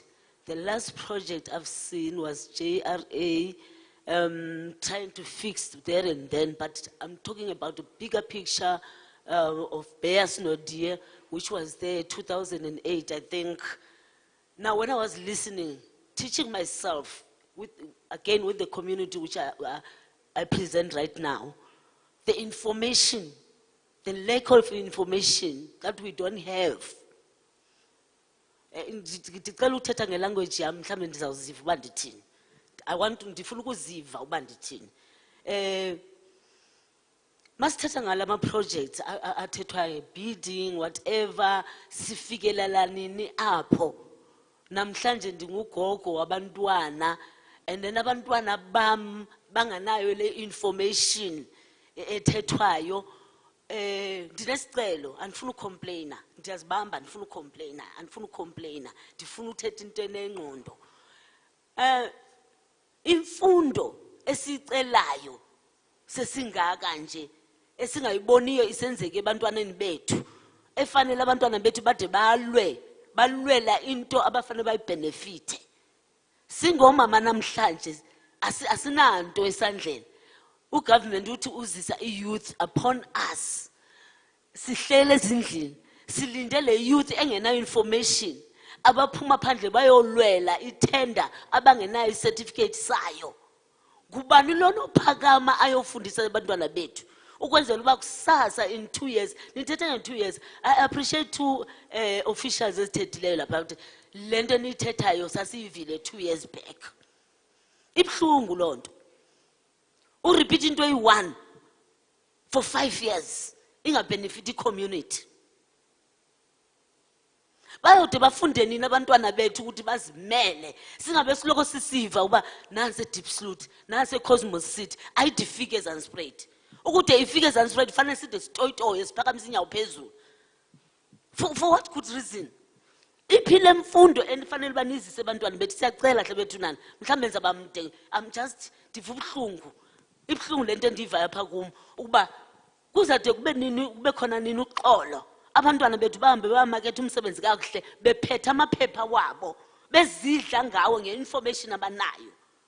Let me come back to this meeting esihleli kuyo today. Thank you legislature ukuthi nizise apha namhlanje. But now I'm saying when I'm sitting here, ndihleli eplatformini erongo. The information was supposed to be given to the youth and youth in construction. Mabayeka abantwana bethu kulwela information sebelela isonka bengena information yaso for 2 years or 3 years njengoba nithetha ngale budget nithetha ngayo. So if we were saying in leadership yale construction uba zikhona road and transport, ninayo leadership eningayithuthukisa ngayo abantwana bethu, siyayicela bethu nani. Sidiniwe ukulukulwa, abantwana fanele bayosebenza, abantwana bafanele baphume kwi-areas abakuyo bayokwenza i-competition phaya yeentanga zabo bena full information, benemfundo eyaneleyo for bona. Ndiyacela sikhathele kukulwa. Ngiyabule.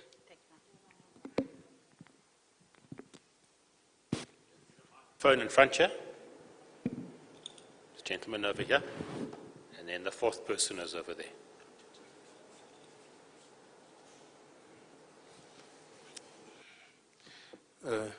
Good afternoon. My name is Andrew Maleka from Deepsloot, Ward 95. Okay, my question number one I think the MEC is not here. With regard the meeting he has in Midrand with his political party to discuss K46 project. Since we were waiting the MEC, which he promised in that meeting when they were chase us away in Midrand, they're saying they are meeting with their zonal 14 or their own alliances parties discussing that project in Midrand, which we forced ourselves to be part of that meeting. Then secondly, there is an issue. I heard that all the companies that they were working at Lube, they are all paid. But there is one company that is not paid, which is PH Security. Then the last question is the issue of the division of the community by the councillors. Mostly because in our township, the councillors in that area are coming from one organization. So each information, when it comes in the community, they are liaising with their own comrade before it goes straight to the community. Hence, you found the community in Diepsloot is divided because of the councillors. Then lastly, I don't know, when are we expecting the project, the K46, to start? Because since we've been promised that the SAD camp will start after the elections, and there's nothing that is happening. Thank you.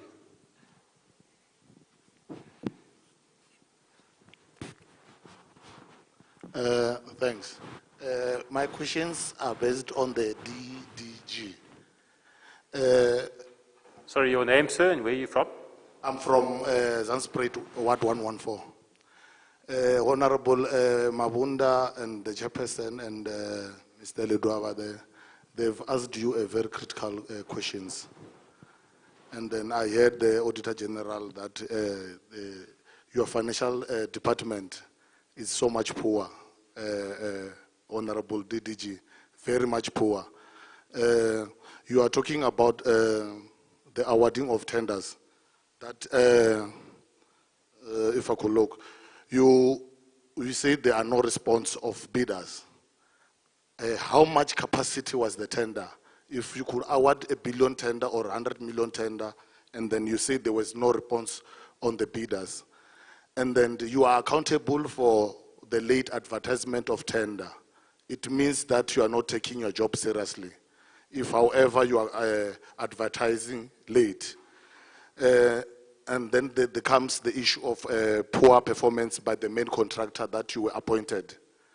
Don't you evaluate the company that you are awarding the tender to, if, however, is going to come and do a shady job that you are saying the poor contractor has done?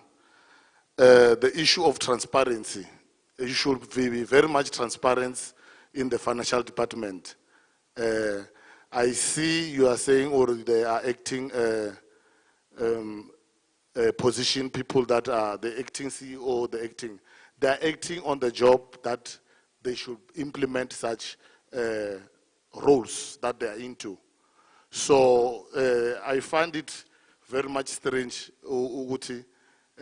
You are saying, Uguti, you don't have people that are good to do the job that you want to.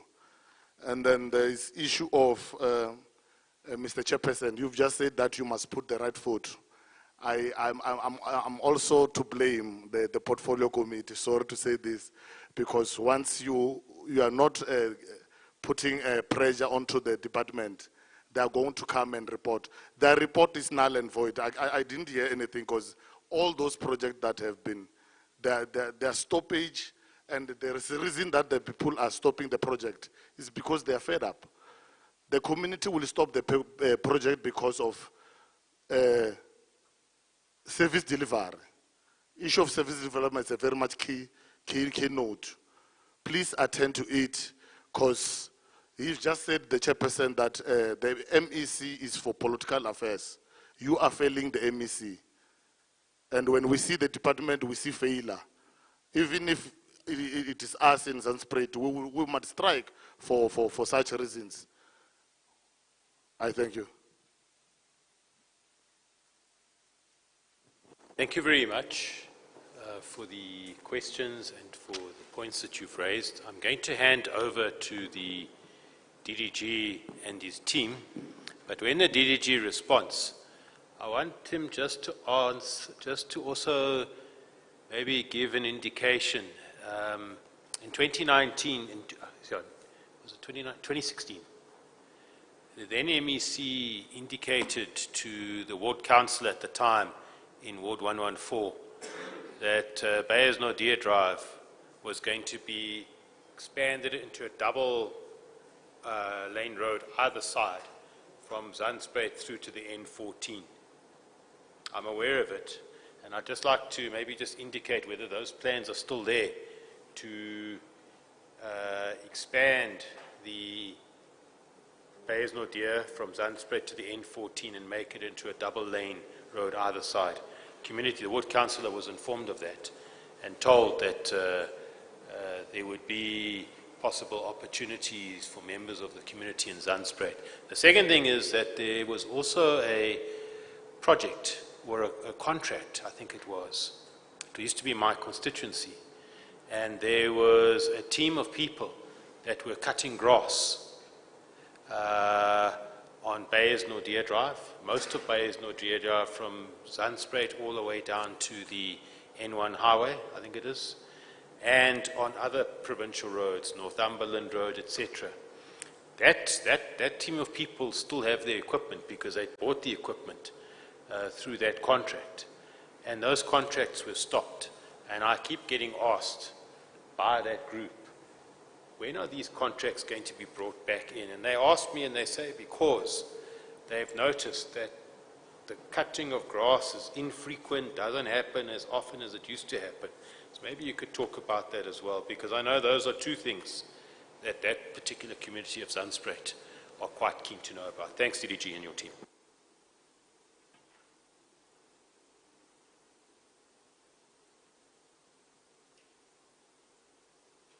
Could we have a microphone in front, please?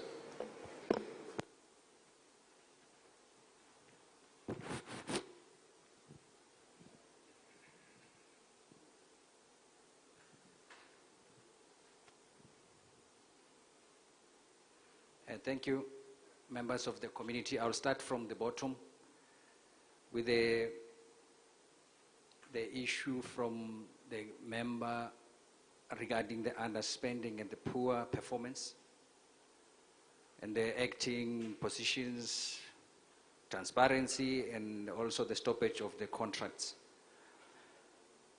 I must say that we are not proud to be stopping or for the projects to be stopped. But like I said in my presentation, I said mainly it's because of lack of communication or poor communication from our side. And as you said, rightfully said, member, it's because the MEC is not responsible for that. He cannot teach us how to do our jobs, but unfortunately he's the one who's on the firing line.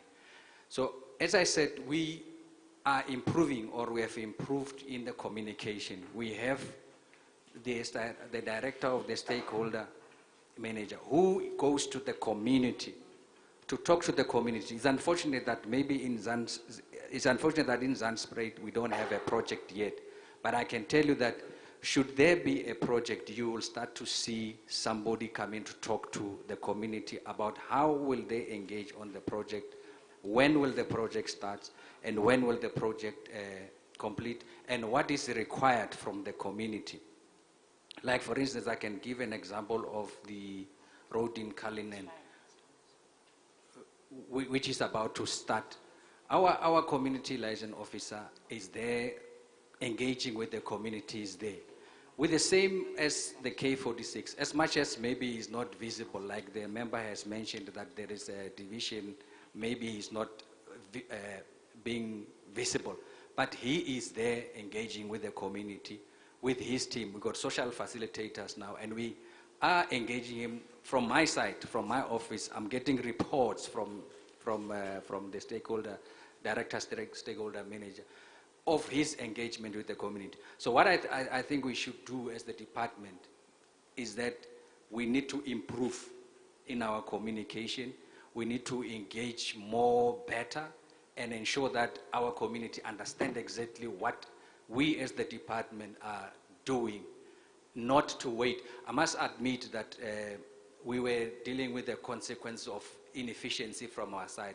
The first report, as much as it has been labeled as null and void, is because that is where the problems were. So now we are dealing with responding to that. But I can promise that moving forward, the projects that are coming, we are there before the challenges come. We have learned our lessons, and then we are basically improving.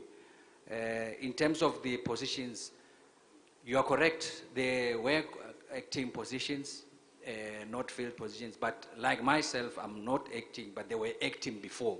Now I'm not acting, I'm a permanent DDG. And then there's another DDG who's unfortunately, because of ill health, he couldn't make it here. That is one dealing with the bus contract, DDG Mutubas. But that position has been filled. So he's not acting on that one. And then we also had the issue of the HOD who unfortunately resigned and got a better job, which will be explained in the next meeting on Friday. But I can tell that with regard to the acting positions, the department, under the leadership of the MEC, has managed to fill the positions. And then that is not only, it doesn't end there. We have other positions like your managers and those that are critical for the service delivery. That the MEC is going to sign an approval for the appointment of those positions in the next 2 or 3 weeks. So we are filling the positions. The acting will come to an end. And yes, we are responsible, and we can promise the members that the community and also the portfolio committee that we are taking our job seriously, and then we take note seriously what is being said here, or the comments that are made. They are not pleasant, but all what we can do is to improve and to ensure that not only for the members, but even for ourselves. I mean, we are not proud of what is happening. I think on the K46, I know that there's an issue of the divisions within the council, the area, and I want to acknowledge that even we have realized that of the 3 councillors that we appointed, not councillors, the CLOs that were appointed, there was a cry for the 4th one, meaning we had to understand, and we listened, by the way, to say let's get the 4th one so that we can have the spread of the community engagement within the project. It's unfortunate that the project hasn't started when we wanted to, and as you said, brother, we waited for the elections to pass, but that is not the right reason to do that. We were basically appointing the 4th CLO, and to ensure again that community engagement happens. That's why we had to stop, because we realized that we didn't do what we were supposed to do by engaging the community, ensuring that each and every member understand exactly what needs to do, what he needs to do, or what she needs to do within the project, or how can he benefit. So based on the report that we got from the stakeholders, is that even during this week he's engaging. Unfortunately, I'm not sure if you were not aware of the engagement, but I can promise, and I will talk to him after the meeting to say, we had a portfolio committee meeting, and then there are still gaps within ourselves. Can you please ensure that we close the gaps? Because we do not want to be aligned to a particular group or not aligned to another one. We want at least everybody to understand what is happening in their store, in front of their doorsteps. So that's what we are basically trying to do. So, and I'm saying that our office line, we will give you the office line so that you can even engage with us, because we take ourselves as the public servant. We need to serve you. You are our line. So we need to ensure that if there's any issue, you are not getting, what do you call that, any response from our contractors, our service providers, you need to escalate it to ourselves, to myself and even the MEC. So we are public, the office is a public office. The numbers will be shared, like the Honorable Chair has mentioned, that after this meeting, we will share the contact details. We are acknowledging that there were inefficiencies, but we are promising for improvement, at least communication, to give feedback. And we understand that the communities are not happy because they are just unruly. It's because of our own doing previously for not communicating properly. People want to help us to build the services because those services benefit everyone. Even myself, I'm benefiting. The Honorable Chairperson has mentioned that he used the road, I can't remember, but that means that it's not for the community, but it is for every one of us. And all what we can do is that with your help, we can do it better. And how are we going to do it better is to properly respond. And if we don't get the response, escalate it to ourselves, like I'm the DDG, therefore I need to be able to give you an answer if you call our office. Yeah. I don't, with the issue of the security, some members that are not paid, we are aware of the PGH that is not being paid. And that matter has, we send the lawyers back to say, please engage further because it looks like the engagement. Remember, we pay from the public payers. We cannot just pay. We need verification and we need to be sure that what we do doesn't have comebacks. You, the members, are not going to come back and say, but you have paid incorrectly. So we are busy verifying that. I'm aware of that issue of PJAH. And he was able to call me. Unfortunately, he stopped calling me. But I was keeping him up to date every day to say, this is what is happening. Please engage with our department. And I was responding to that. I don't know if there is any... On the issue of, I think it's ICT tender 52, tender between Mpumalanga and the Gauteng, that is the matter. That tender is under discussion, so we will be able to come back to you on when can it be advertised. I think it's a national tender, but we will get information. We won't leave it because national and ourselves, we are one, so we are just the province, but we'll give a proper feedback on that one. I don't know if I'm answering better, but we will give feedback. I will take the number and then we'll investigate on that tender itself. Thank you, ma'am. And then on the issue of the sun spray, the youth and employment, as I said, we got a policy to ensure that we spend, our projects spend on youth, disability, women, and all that. So we will check on the projects that needs to come to Sunspread, and I will be able to respond to you to say, when will that road or when will those projects come through? But also, we will engage. As you recall, Honorable Chair said we will stay behind and then we will be able to answer your questions or give feedback. But we are available to the members and even to the Honorable Committee here to respond because we need to be accountable and this is the only way to account and at the same time ensure that we improve in our service delivery. Thank you. I don't know if my colleagues want to say something from... No, thanks, DG. I think Chair also touched on the grass cutting. I'll just touch on it on a high level. I think that particular tender has been advertised and it's almost at the advanced stage. Actually, it's almost 99% complete. There are just few cosmetics that obviously we are still engaging with auditors in terms of finality. It should be concluded by end of the financial year. It's almost at that advanced stage in terms of the award.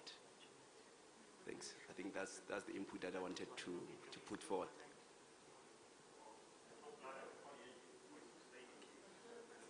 Okay, I was referring to the project in terms of the grass cutting. I'm saying that particular project is already at advanced stage. It has passed through advert, BSc, evaluation, and so forth. So it's almost at the advanced stage where it can be obviously adjudicated between now and February. So I'm just indicating that it's almost at advanced stage, so it should be finalized by end of the financial year. Thanks. No, okay.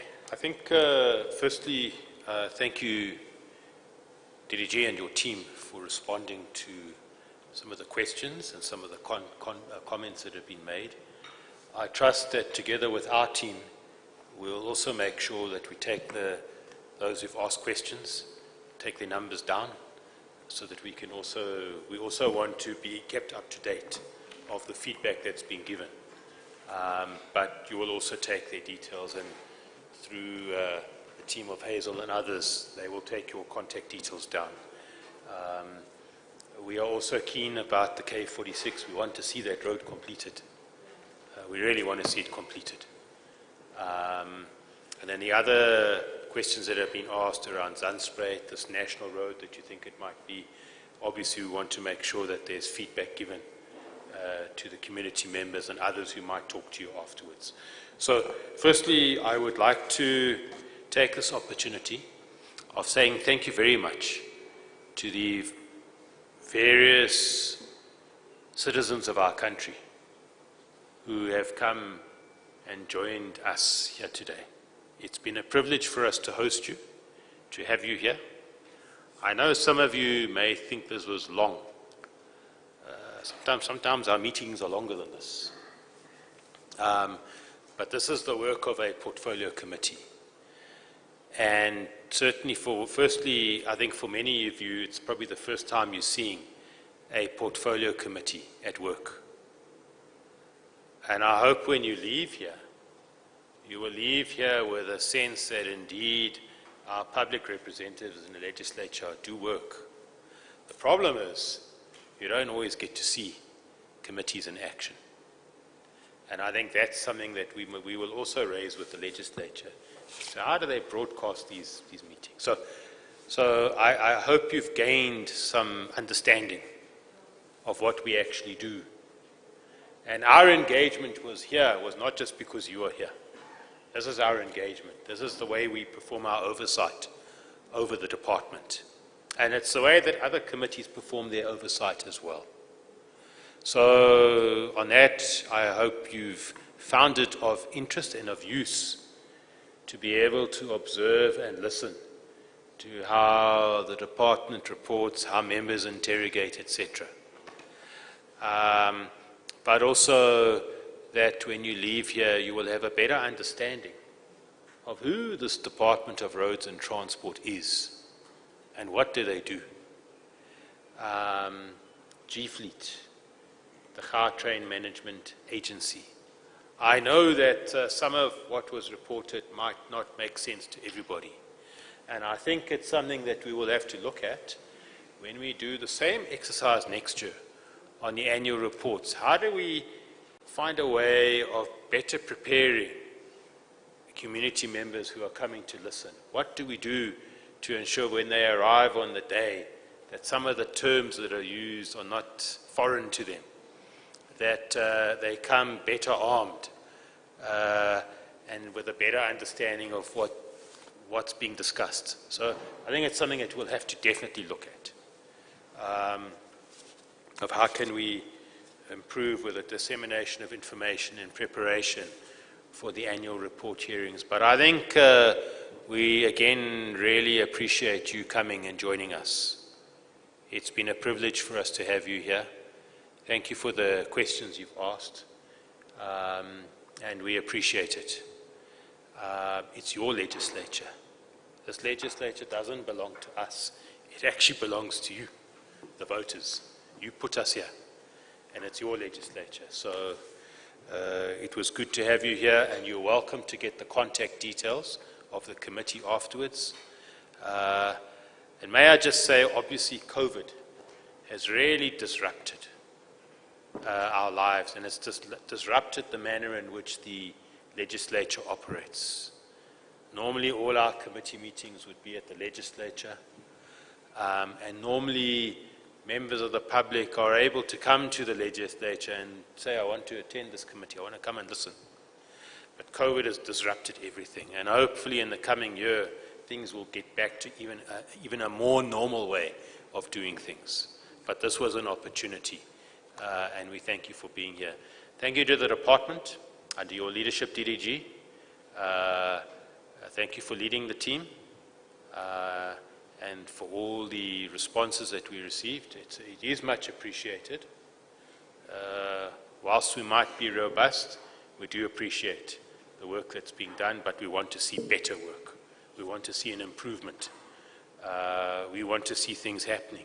We want to see roads completed, etc. We want to see targets met.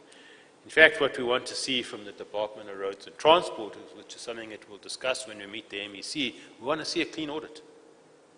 That's what we want to see.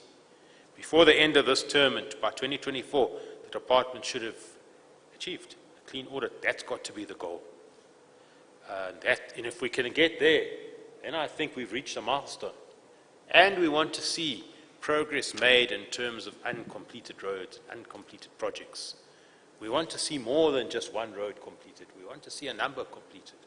So I think that's what the committee is talking about. K46 being one of them. I know it's not just your desire, it's my desire, it's all of our desire. And I think we'll celebrate when that happens. So thank you, DDG. And I trust you'll report back to the acting HOD about the session here that we've had.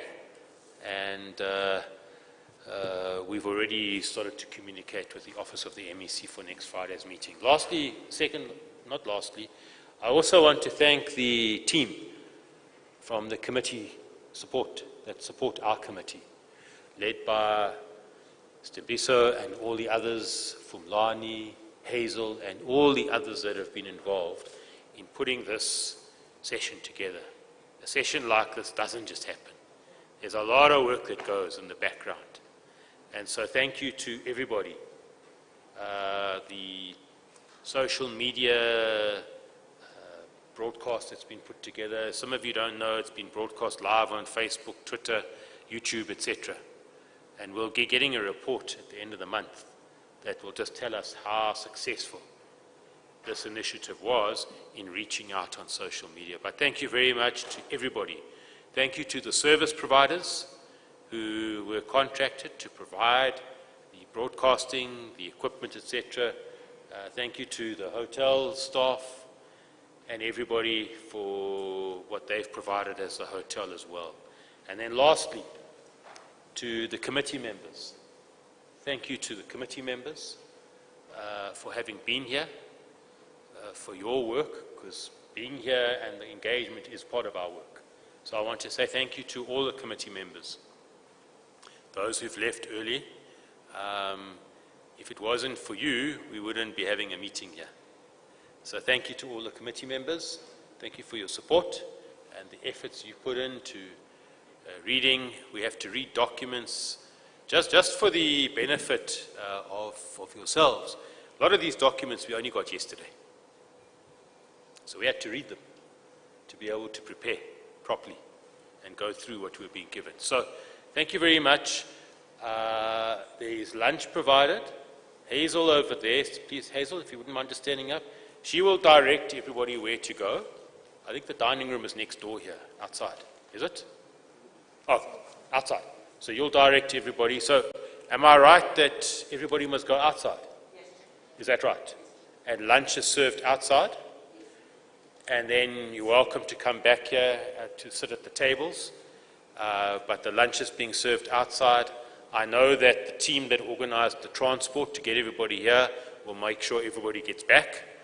And on that note, may I then formally bring this meeting to a close, and hopefully we'll all meet again soon. Thank you very much. Cheers.